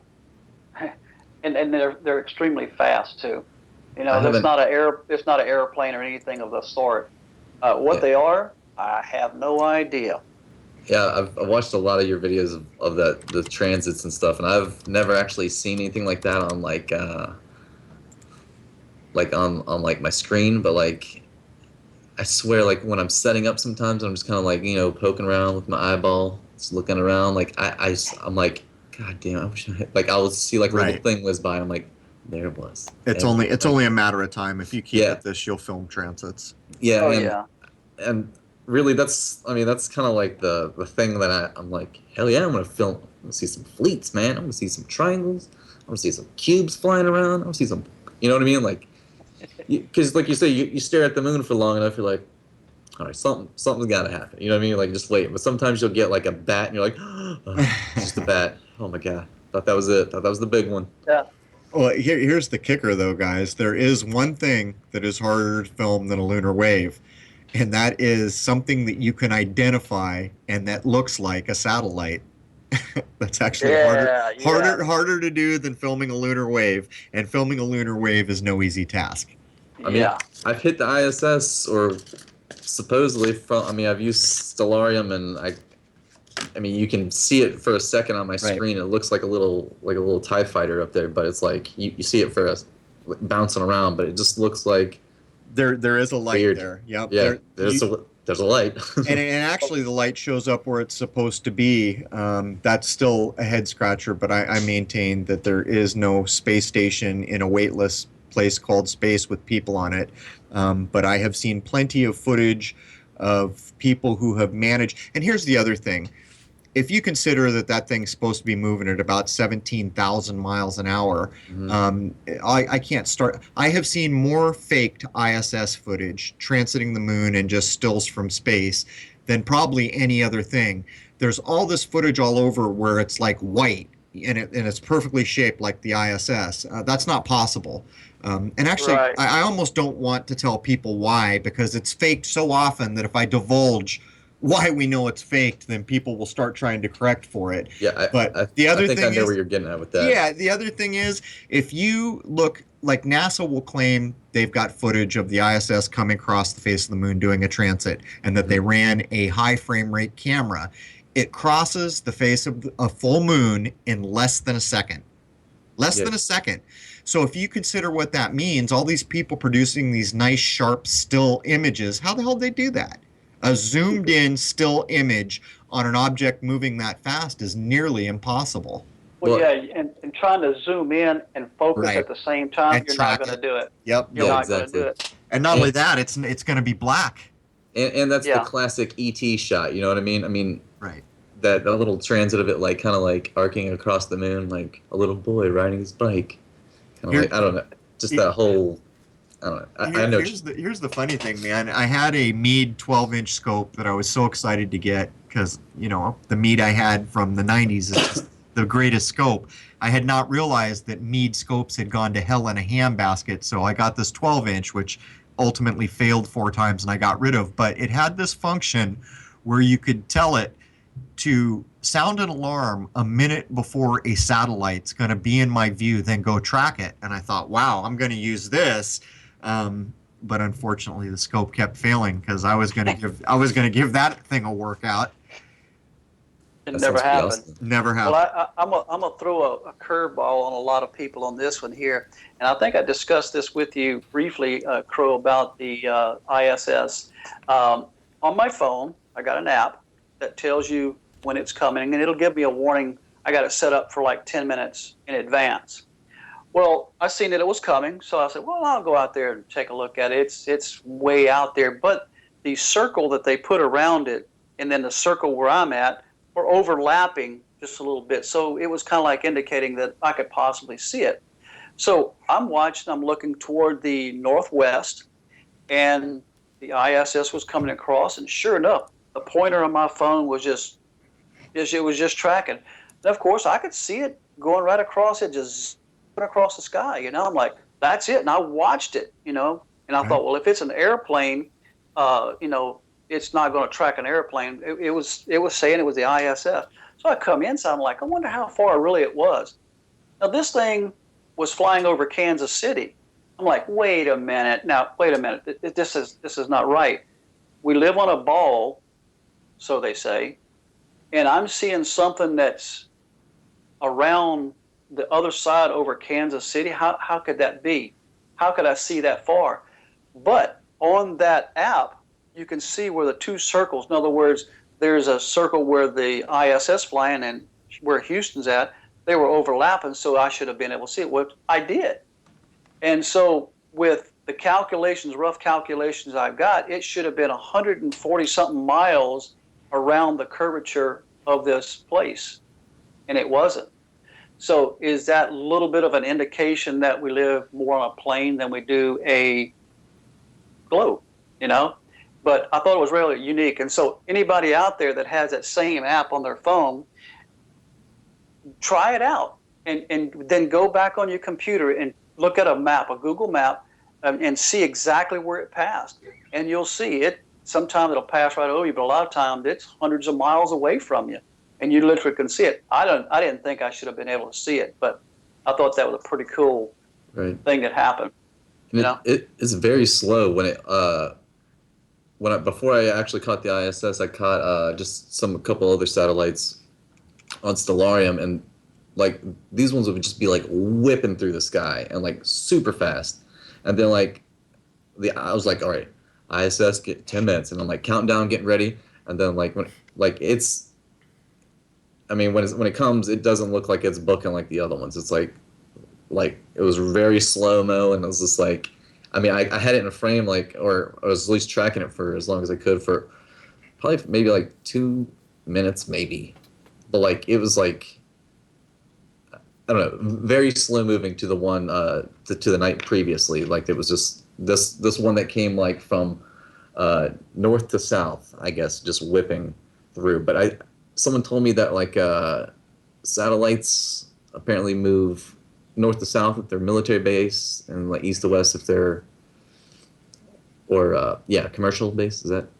Well, that's another funny thing. Early on when I was doing this, there was all kinds of wives' tales that satellites didn't fly in this direction, that direction. Then I was actually at a MUFON meeting early on before I learned what MUFON was all about to show my footage. And someone told me that they had to travel in a certain direction because of the energy it takes to get them in that orbit. And then pretty soon, I was producing footage north to south, south to north, east to west, west to, every direction, catty corner to that. And even to this day, if you go online and look up and try to figure out exactly what the rules of what orbit a satellite should be, I don't think you can really nail it down. It seems like they're claiming they could be any which way. But the funny thing is if you were on a ball spinning, that pretty much does mean that to insert a satellite into a certain orbit would take a hell of a lot more energy, wouldn't it? Well, sure. And go look at the flight path of the ISS. It's not just going straight around and around and around. It's zigzagging up. Yeah. It goes up and down, zigzag.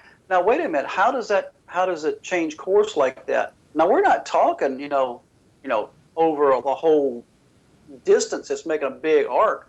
We're talking it'll go from the top of the United States, go to the South America, and make a nice sweeping turn within a few hundred miles and start heading back up. Do they have some sort of propulsion system that makes them go zigzag across the thing? Yeah, they have to, because those micrometeorites that are so deadly up there. We all saw the movie Gravity. Clearly they're dodging micrometeorites. Now they're dodging satellites, man. Yeah. Thousands of them. Now, what we're talking about here is we're pretty much challenging the general consensus worldview that we're all taught in school, at least in Western society. Has anyone experienced any kind of interference from, say, a government institution or an outside source, we can say generally?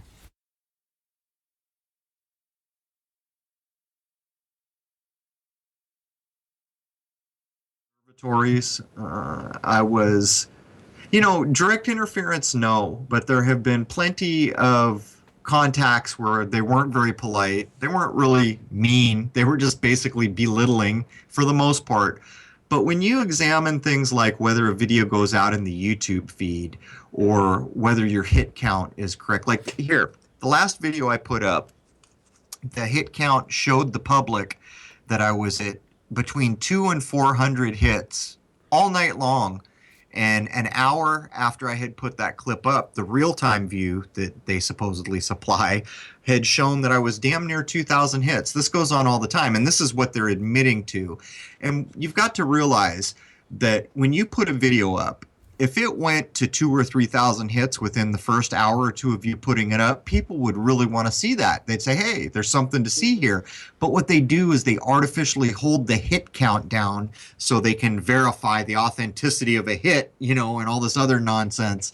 And what we find is the true count that they provide in the real-time viewer always lags behind, at least for a few days or a couple days, the count that the public is seeing. But there have been cases where people have embedded my clips on private websites with hit counters, and they have gone far beyond the hit count in a week or two. That's still far beyond what YouTube claims any one of my videos has had. So in my view, that's direct interference. So it seems it's almost like a more subtle form of interference than a, classical knock at the door, Men in Black kind of thing. It's they're playing little games with how information is being distributed. Right, and it's not only that, it's hard for people who don't have any technical ability. It'd be near impossible for you probably even to catch on.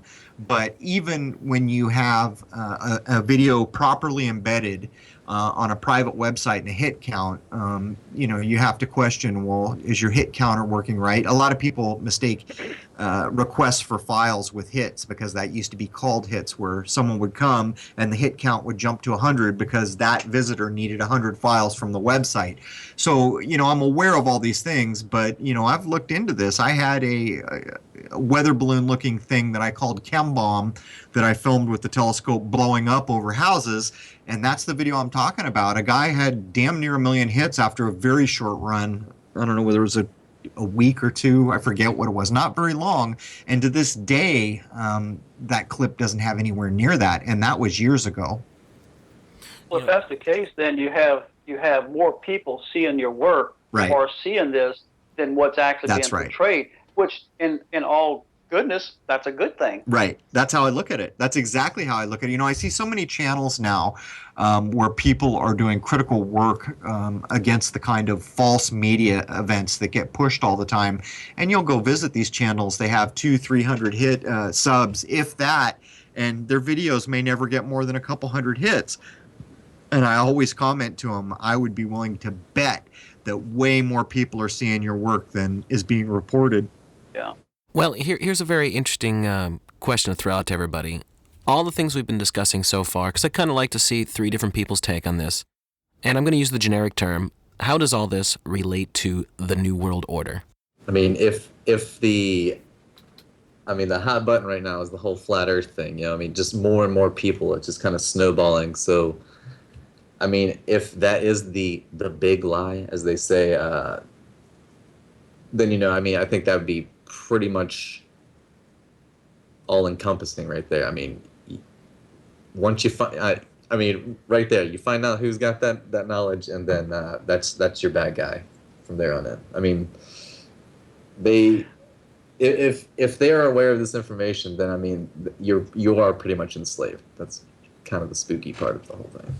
So. Well, we kind of know that we've all been enslaved to a lot of stuff around us, but trying to define who is the New World Order, or who is the one that's got the hand on that button that's controlling thing. It's a system that's in place, and I think Crow had referred to it one time as like a big giant computer somewhere that's possibly could be doing this. Who knows what it really, really is. Right.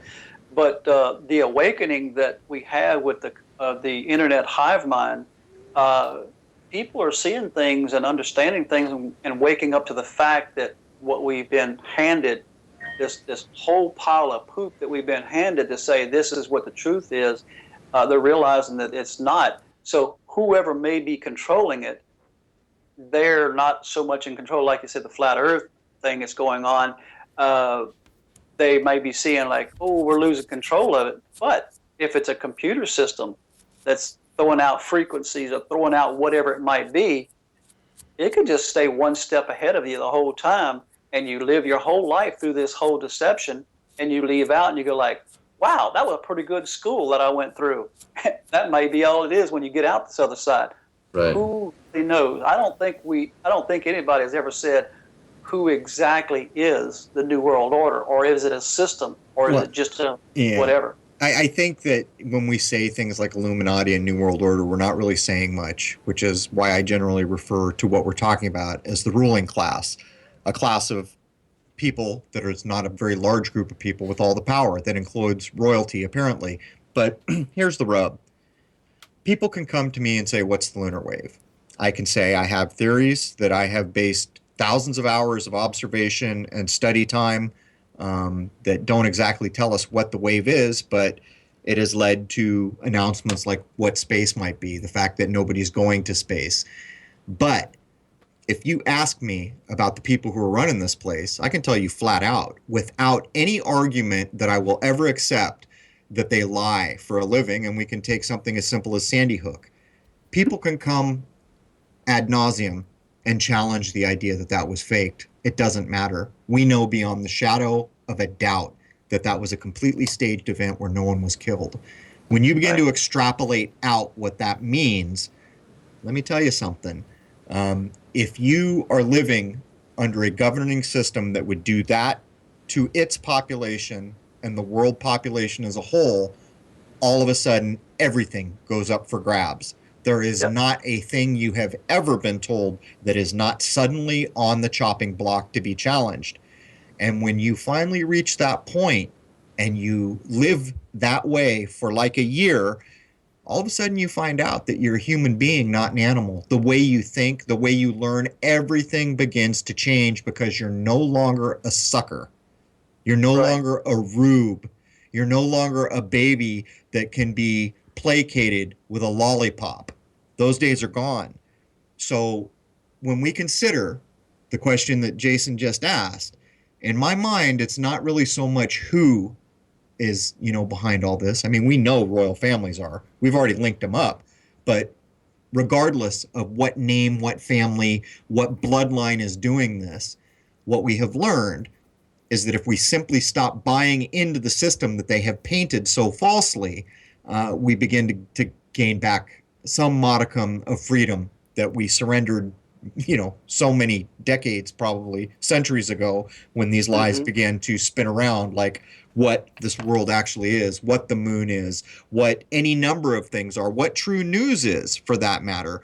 And not only that, if you really want to put icing on the cake, I had mentioned in a podcast that I did a little while ago that I had come to the point where I was questioning the idea that the world population had fluctuated that much. Since I've said that, I have been inundated with videos of people using high math, low math, middle math to demonstrate that the population can't be accounted for at its current size for having started any more than 2,000 years ago. And there have been all kinds of estimates that are even shorter than that. So, I mean, I know I've kind of broadened what we were talking about. My point would be there is a ruling class.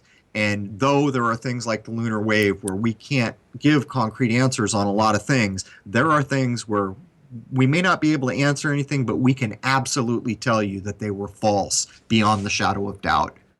Well, why I brought that up was I'd kind of like to tie it all together. If indeed the lunar wave is one example of our entire universal structure being obfuscated to us, how does that benefit the ruling elite, and what are they hiding from us?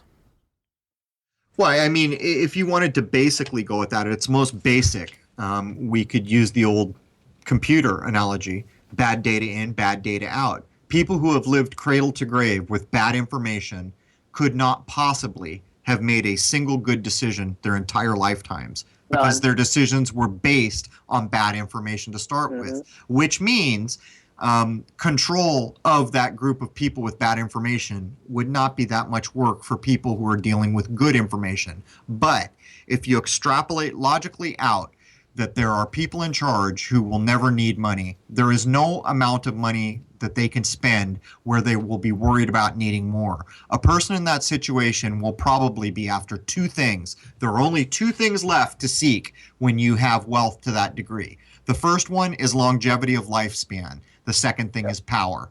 And power implies control. And since you're rich, presumably you can get the best medical care and have the best medical secrets available on this world. So my point would be is that we can logically extrapolate that a person in a controlling situation on this world would be concerned with control and power, and that keeping people completely befuddled about even their place in the scheme of things are more easily controlled because they can't make good decisions based on bad information. Right. And they've done such a good job obfuscating things we don't actually know, even off of the evidence we're trying to find with all the tools available to us. We still don't know exactly even how our own planet and the stars in the sky really work. We're really not sure. We found enough evidence to question things, but not to nail it down. You see, but that's a catch-22, isn't it, Jason? That idea that you just threw out on the table fits the old model of we don't know because I couldn't go to school and sit with a group of people that were told, now you know. We're beyond that now. There will never be another classroom in this world that is ever able to confirm any single thing for me, which means I have to come to a point by my own ability to live and learn as a human being where I know some things. And while I can't answer all the questions I'd like to know, I sure as hell can determine a lot of things and know for a fact they are false. And when you reach that level, then it becomes a question of how many other people know. And since I can't understand how many people that is, then the real thing becomes to educate myself as highly and as accurately as I can, and then to spread what I have learned to others who may take it further, discard it, or look into it, and then move through life in that way. Because the point I'm making is when you have a world control system that is allowed to do phony things like fake like children were butchered by assault weapons in a school and tell the world that that was true, never again will there be a group of people put into a room that is being educated by the system we've grown up in, and have those people walk out and say, okay, everything you know now is accepted by the system. Do you understand? Now it becomes the individual. Now it becomes we have to work as individuals and do what we can for everyone else around us. Right. No, you're quite correct. The lunar wave is just one example of what we believed as children, taught in school, is definitely not true. We may not know exactly what it is, but we know that what we were taught originally is not accurate, and now we have to do our best to figure it out. Right. And as an example, the cat is out of the bag. There are, Lord knows how many people in every corner of this world that are aware of the lunar wave. I mean, I go into Russian chat rooms where they're talking about it, French chat rooms where they're talking about it. It's everywhere. So the point is, what I set out to do and what I did are two different things. I set out to film things in the sky. What happened was I filmed a thing I wasn't expecting to film. And then I did what I could to stand behind it to say, hey, man, this isn't right. There's something here. And over time, it's gone out. Now the question becomes, will it stick to the wall?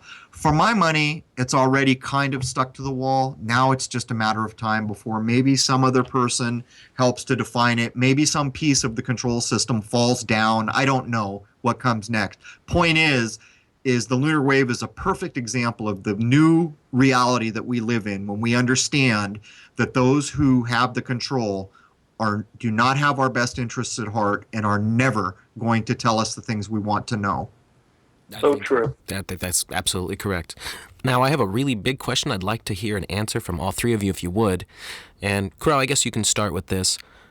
Based off of everything you've experienced so far in your research, can you give your description of what the Earth and the heavens really are from your point of view? No, I guess I mean not with 100%. I can't tell you that I believe they are anything because I'm not to that point and may never be in my lifetime. I hope that's not true. What I strongly suspect and what I will spend my time researching is that space is likely liquid. The orbital model is a complete lie. The idea that things are round and spinning is probably false.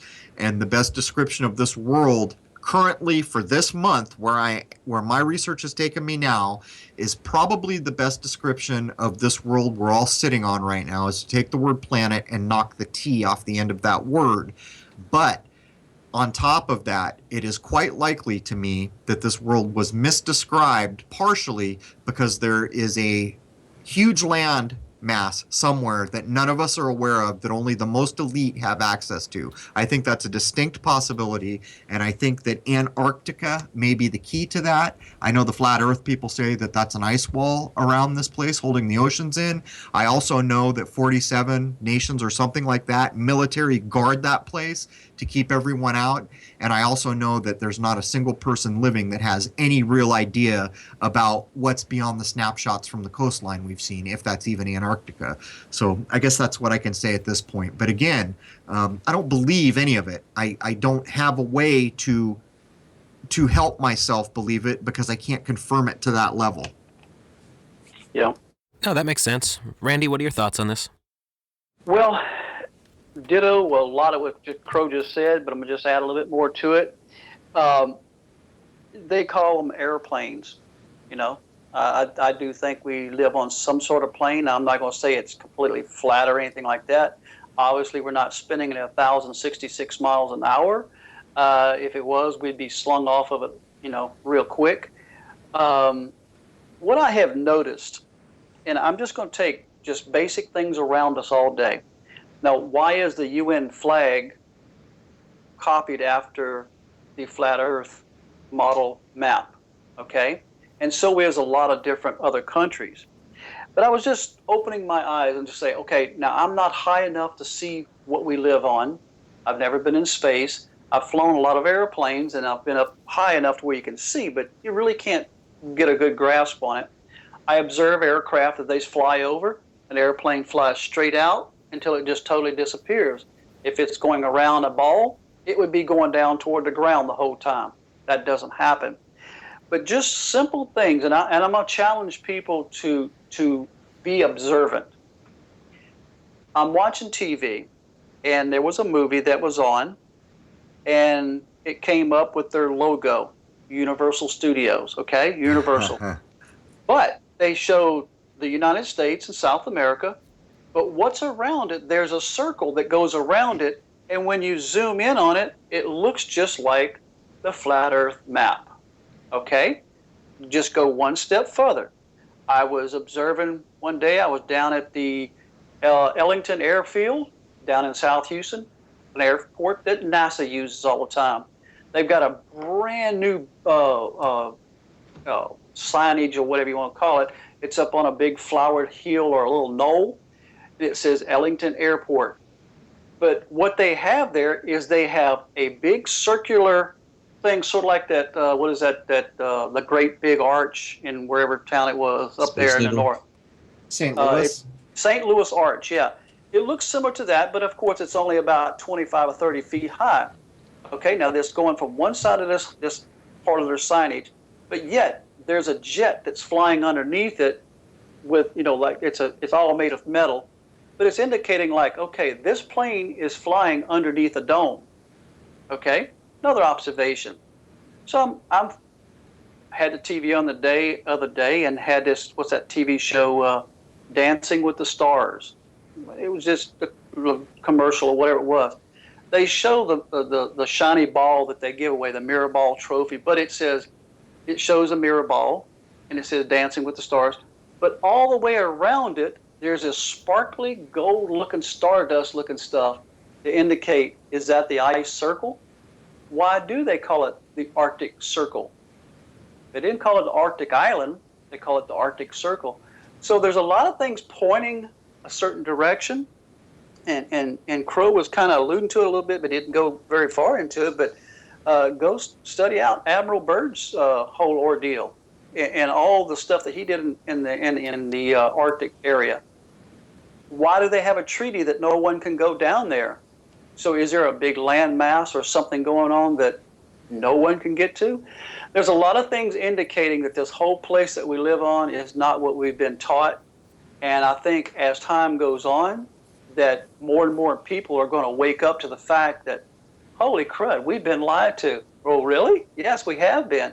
And so more and more people are coming that direction to realize that what we live on is not what we've been told. And so just do your own observation. And one of the observations that I'm gonna challenge everybody again, don't take my word, go out there and try it. Next time you have a nice, beautiful, sunny day, I sit on my back patio and have coffee in the morning. I observe the sun come across at a certain point in my fence, and I'll watch it. Now, if it was going around a globe, it would just go straight across above my head, 12 o'clock high, and go on down to the west. But no, it comes up at an arc.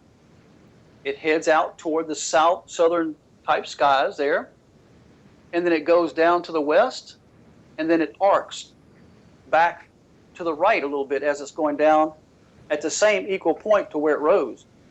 But it wasn't a straight arc right across my head. So the sun is actually following a circular pattern across the sky as if it was going across around and round above us versus us spinning around it. So there's a lot of things that you could just go very deep and just blow your mind trying to figure it out.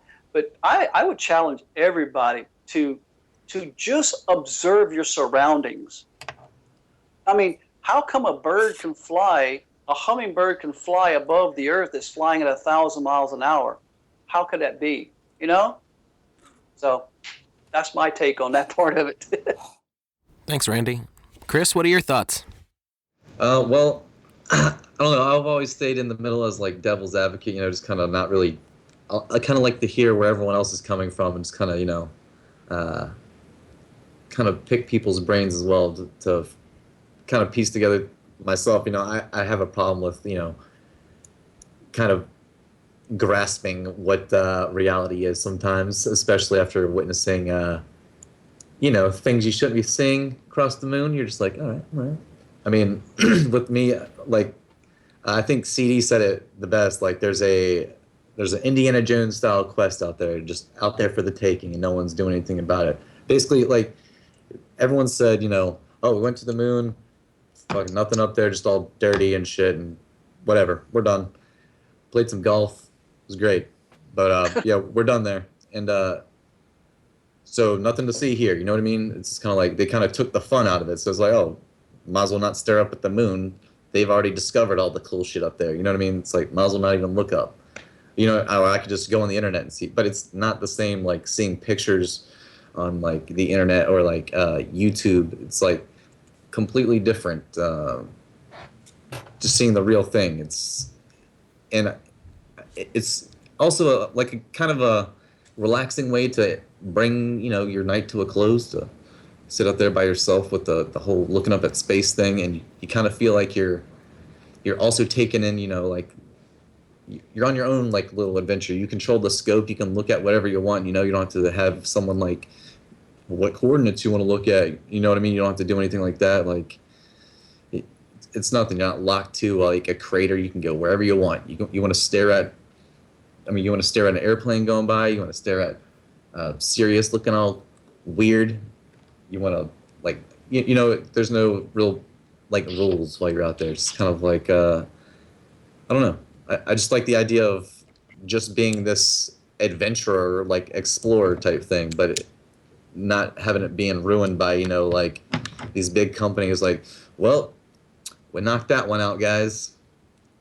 Like, don't worry about it. So I don't know. I just think there's a lot more to take in. Because, we've been told kind of a lot of, like, don't worry about looking at this. Oh, this is like this. Our atmosphere is this high, and don't worry about once you get up this high, you start floating away. But, as long as we're down here, we're good. Like, I don't know. Maybe math maybe we start looking at some math. You know what I mean? Like, and really like take on like I don't know math. All I know how to do is go outside and shoot the moon. That's all I can contribute. I hope someone else who knows how to I don't know, use the rest of their brain to do, you know, something more productive to like kind of peel away another like, you know, little spooky layer to this this reality we live in, I guess, you know. Yeah. Well, gentlemen, I have an idea, and I think this is the perfect show to throw this out there. I would like to start a crowdfunding project to send a small rocket with a very good camera up there Yes. and see what we see. And I've been speaking to people about this already, and I would need a lot of help from people who know how to do these sorts of things and where to do it so that we could do it, what the cost would be, what camera to use, how to actually do a rocket, and make this absolutely as open and public as possible and just see what happens. I've been told that people from the Flat Earth community would contribute to that in a heartbeat. Absolutely. What do you all think about that, and what do you think is the possibility I could pull this off? Anything could be pulled off. Mhm. Okay, I mean, if you have an imagination to do anything, it can be done. And I really do believe that people would rally around it. The thing is as they say, you got one shot to make this thing happen. Have cameras straight up, right out the nose cone of this thing, looking straight up, doing live telemetry video or, you know, recovery of a disc, whatever you do on a camera, and have it in highest definition you could possibly get it in. No fisheye lenses or anything like that. Shoot straight up, straight down, off to each side of it. I think it would be a cool idea myself. Mm-hmm. I think that to get a rocket that's going to matter, you're going to probably have to hook up with a rocket group. From what I understand, at a certain rocket engine size, you have to be licensed to even be allowed to do it. But I think it's a little bit different with weather balloons. People have started to do that. And I've always thought that if someone actually went at the weather balloon idea with a good amount of foreplanning and the right equipment, you might be able to get somewhere with that. I think some people may have hit 100,000 feet, if I'm not mistaken, with private weather balloons. I forget what the record is. But I think that would be a much easier way to go at it. The problem with doing a rocket is you're going to have to probably hook up with a rocket group, get someone who's licensed to get the bigger rockets, and then you're announcing what you're trying to do. So if there really is anything to discover where you're trying to discover things, you're probably going to run into some roadblocks, or who knows what. I think I would be more likely to try to go for a weather balloon. I don't know enough about distances to know what that would do. Can a weather balloon get high enough to get the data we would need? Basically, could we get a good shot of the Earth? I think a lot of that has to do with weather, but all you need to do is go online. There's just a litany of weather balloon launches by supposed private individuals, and I think they even start to show who's the record holder for the highest, and then you can start to calculate. You know, it's funny, for a long time, the flat Earth argument was about, well, I can't see any curvature on the horizon, and then people started really getting into it, and they realized, well, we've got to be at a certain altitude before you'd even be able to do that. Yeah, I think you could absolutely get high enough with a balloon to do some things, but if I was going to do it, not only would I want to be looking back down, I'd want to do it on a time when the moon is up. I'd want to do it on a time when both the sun and moon are up, because I'd want to try to get better footage of both of those things. Right. Well, this is my official announcement that I would like to attempt this and use this show as a platform for spreading the information.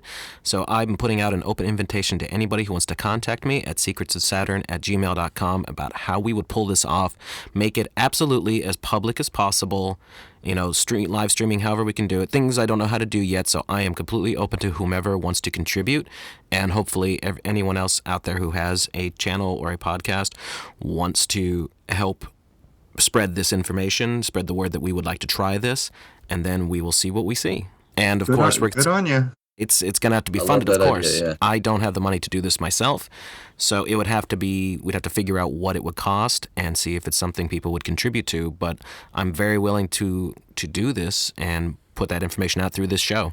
Yeah, I think if you're willing to do the whole crowdsourced funding, that would be the way to go. I did that once. I vowed that I would probably never do it again. It's so much work, and in my case, it was just taking so much flack from so many people that it just really, I would rather just live my life and do the things that I'm doing. But man, more power to you. If you're going to get behind this and do it, I'll do what I can for you. I'll put out, updates on my channel about your progress and that kind of thing. Well, first and foremost, we'd need to figure out what it would cost to do this. I'm assuming it's easily feasible. Purchase a weather balloon, purchase a few cameras. People who have that technical knowledge would have to get in touch with me because I don't have it. And if all of us could work together to just keep this updated and say, hey, this is what we're doing and when we're doing it, that would be amazing. And I think this needs to be done to really at least contribute to this overall challenging of our worldview that's been going on for ages now.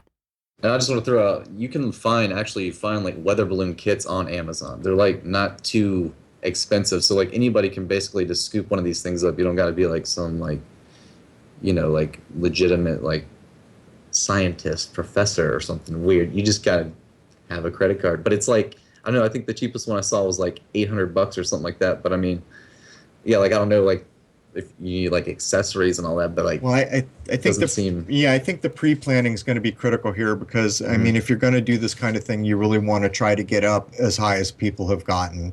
And like I said, I think the place to start is looking on YouTube at what others have done. It gives you people to contact, and it gives you people to share what they learned doing it, what they would do differently, that kind of thing.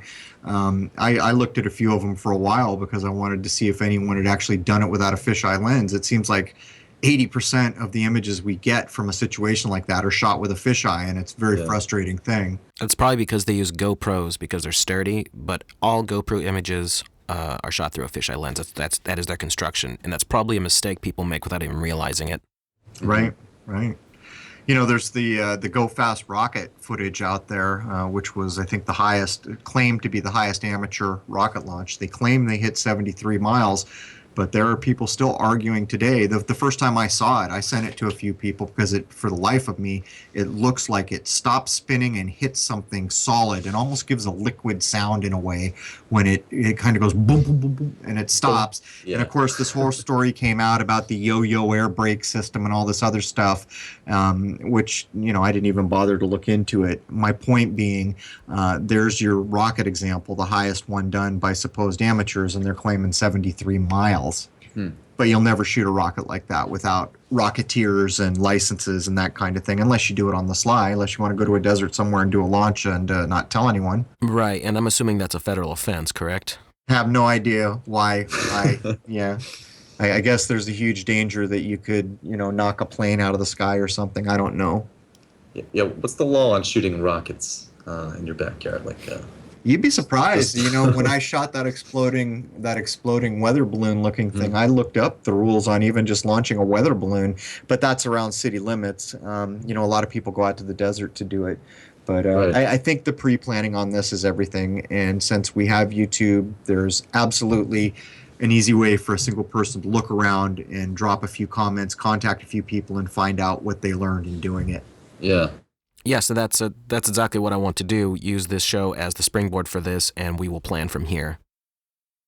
With the, absolutely. I mean, the flat earth community, dude, gonna eat this shit completely up. I mean, all I do is listen to podcasts all day. It's just so many times, these guys are just screaming about, it's flat, you can watch this video. I'm like, dude, you have the following to probably just be like, hey, if all of you chip in $2 or whatever, just you can get a little something going like what you're trying to do right now, but it's just no one's doing that. Just I've been told that, which is why I'm saying this. I've kind of had enough of people screaming one thing or another. It's like, okay, well then let's prove it. Dude, you are a badass. There it is, man. Go bring home your lunar wave. Actually, trumpet. Yeah. You get that piece of footage that matters, and there it is, man. Dude, if you get your rocket to surf on a lunar wave, dude, there it is.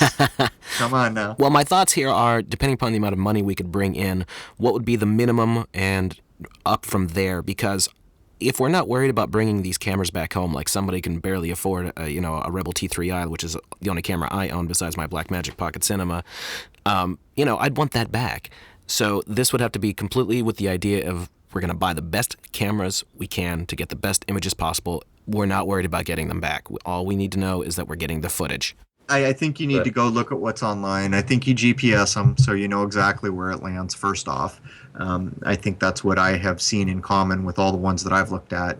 They know they have a map, a Google map that tells them where their thing came down. But first of all, the planning for this is everything. I think that before you can even really begin to have a conversation much beyond the point we're at now, you have to go out and do the pre-planning and really start to wrap your head around what you're talking about. Well, this is me saying it. Anyone out there with the technical knowledge and anyone who wants to contribute, email me at secretsofsaturn@gmail.com. And I don't know what's going to be more cost efficient, but I'm just throwing this out there. I recently listened to a podcast where this guy's getting together a CubeSat for like UFO research. He's put all these bells and whistles and shit on it, but like it didn't seem like it was that. Like when he was discussing the price, it didn't I was like, well, I could just go buy. I can get a loan and get a satellite. Are you kidding me? It was just kind of like sounds almost too good to be true, right? Yeah, that's another thing. It's just like, really, it's just that easy now. We're just throwing them up there. That's weird. I only see a couple in the night sky. You know what I mean? Like I'll sit out there for a while. I won't see anything passing, but apparently we're just tossing them up there like it's change in our pockets. Well, gentlemen, we've covered a lot of ground here, and I think this is a good place to wrap it up. I'd like to hear final thoughts from everyone. What you think the future might hold, what the future of humanity might be. Crow, would you like to give your final thoughts? I'm not sure I can go at that. I've found living my life that the things you don't expect are the things that end up really changing things. For my part, I'll keep doing my podcast. I'll film when I can. I can't have winter forever here, although it sometimes seems like it. We have finally warmed up. We had it yesterday and today. We were actually what I would call hot. So this is the first time I can say that since I've been here. So I'll be filming and doing the podcast. Chris, go ahead and give your final thoughts. What are we doing here? The future of humanity? Well, future for you and the future of humanity. What do you think's going on? My future? Who knows, man? I'm just pressing on. I mean, kind of in a dark place myself at the moment, but I mean, this whole lunar wave thing, it's kind of brought a wave of, no pun intended, of positivity in my life, which is kind of cool. But also, waves ebb and flow, I reckon. But I mean, I really have no plans, just to keep pressing on and trying to think of new stuff to do. Like now that I have people's attention, I'd like to make a little entertain the people. You know what I mean? Like give them a show. I mean, I always I've always been set up to stream. I've tried to do it several times, but I've never had any attention. So thanks to Crow, I mean, I've kind of you got the word out, so I've got people stopping in and checking shit out, so that's cool. But I would like to kind of do some tricky gimmicky stuff with the whole streaming thing and kind of sticking with this this whole mobile extreme astronomy setup that I've got, where I can just throw it in my car, just drive anywhere and just kind of set up as long as I got signal, you know what I mean? And but yeah, I've got some pretty cool ideas, especially with VR coming out. I've just got some really good ideas for VR 3D and setting up stuff for streaming like that, and just kind of giving people I don't know, kind of feel the atmosphere that I'm in, that I'm streaming from, I guess. But I know that's not the answer to the dark question you had there, but that was more of my future and kind of rambling on from there, I guess. Well, thank you, Chris. Randy, are you with us? I'd love to hear your final thoughts on what your future is and what you think for the future of humanity. Yeah, yeah.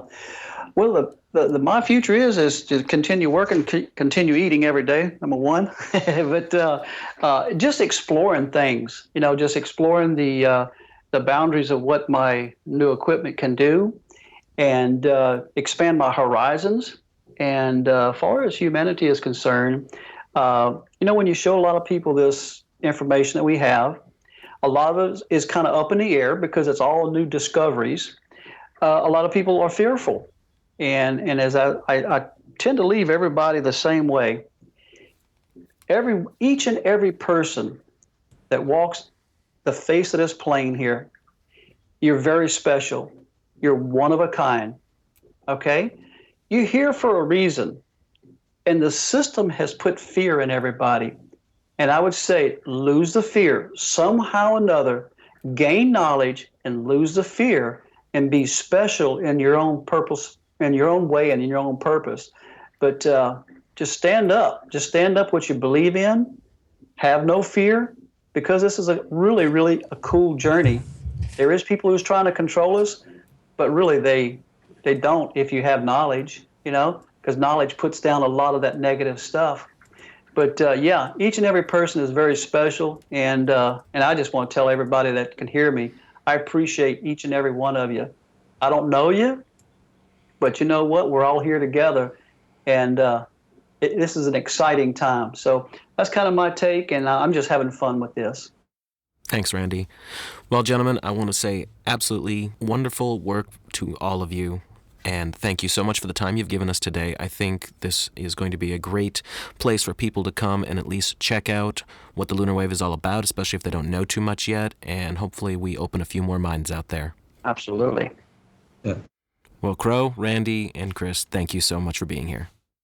Ladies and gentlemen, I hope you enjoyed that as much as I did. Lots of questions to ask. We'll see you out there, whatever there really is. Manifest. Yes, I'm me, my angel. The universe will speak.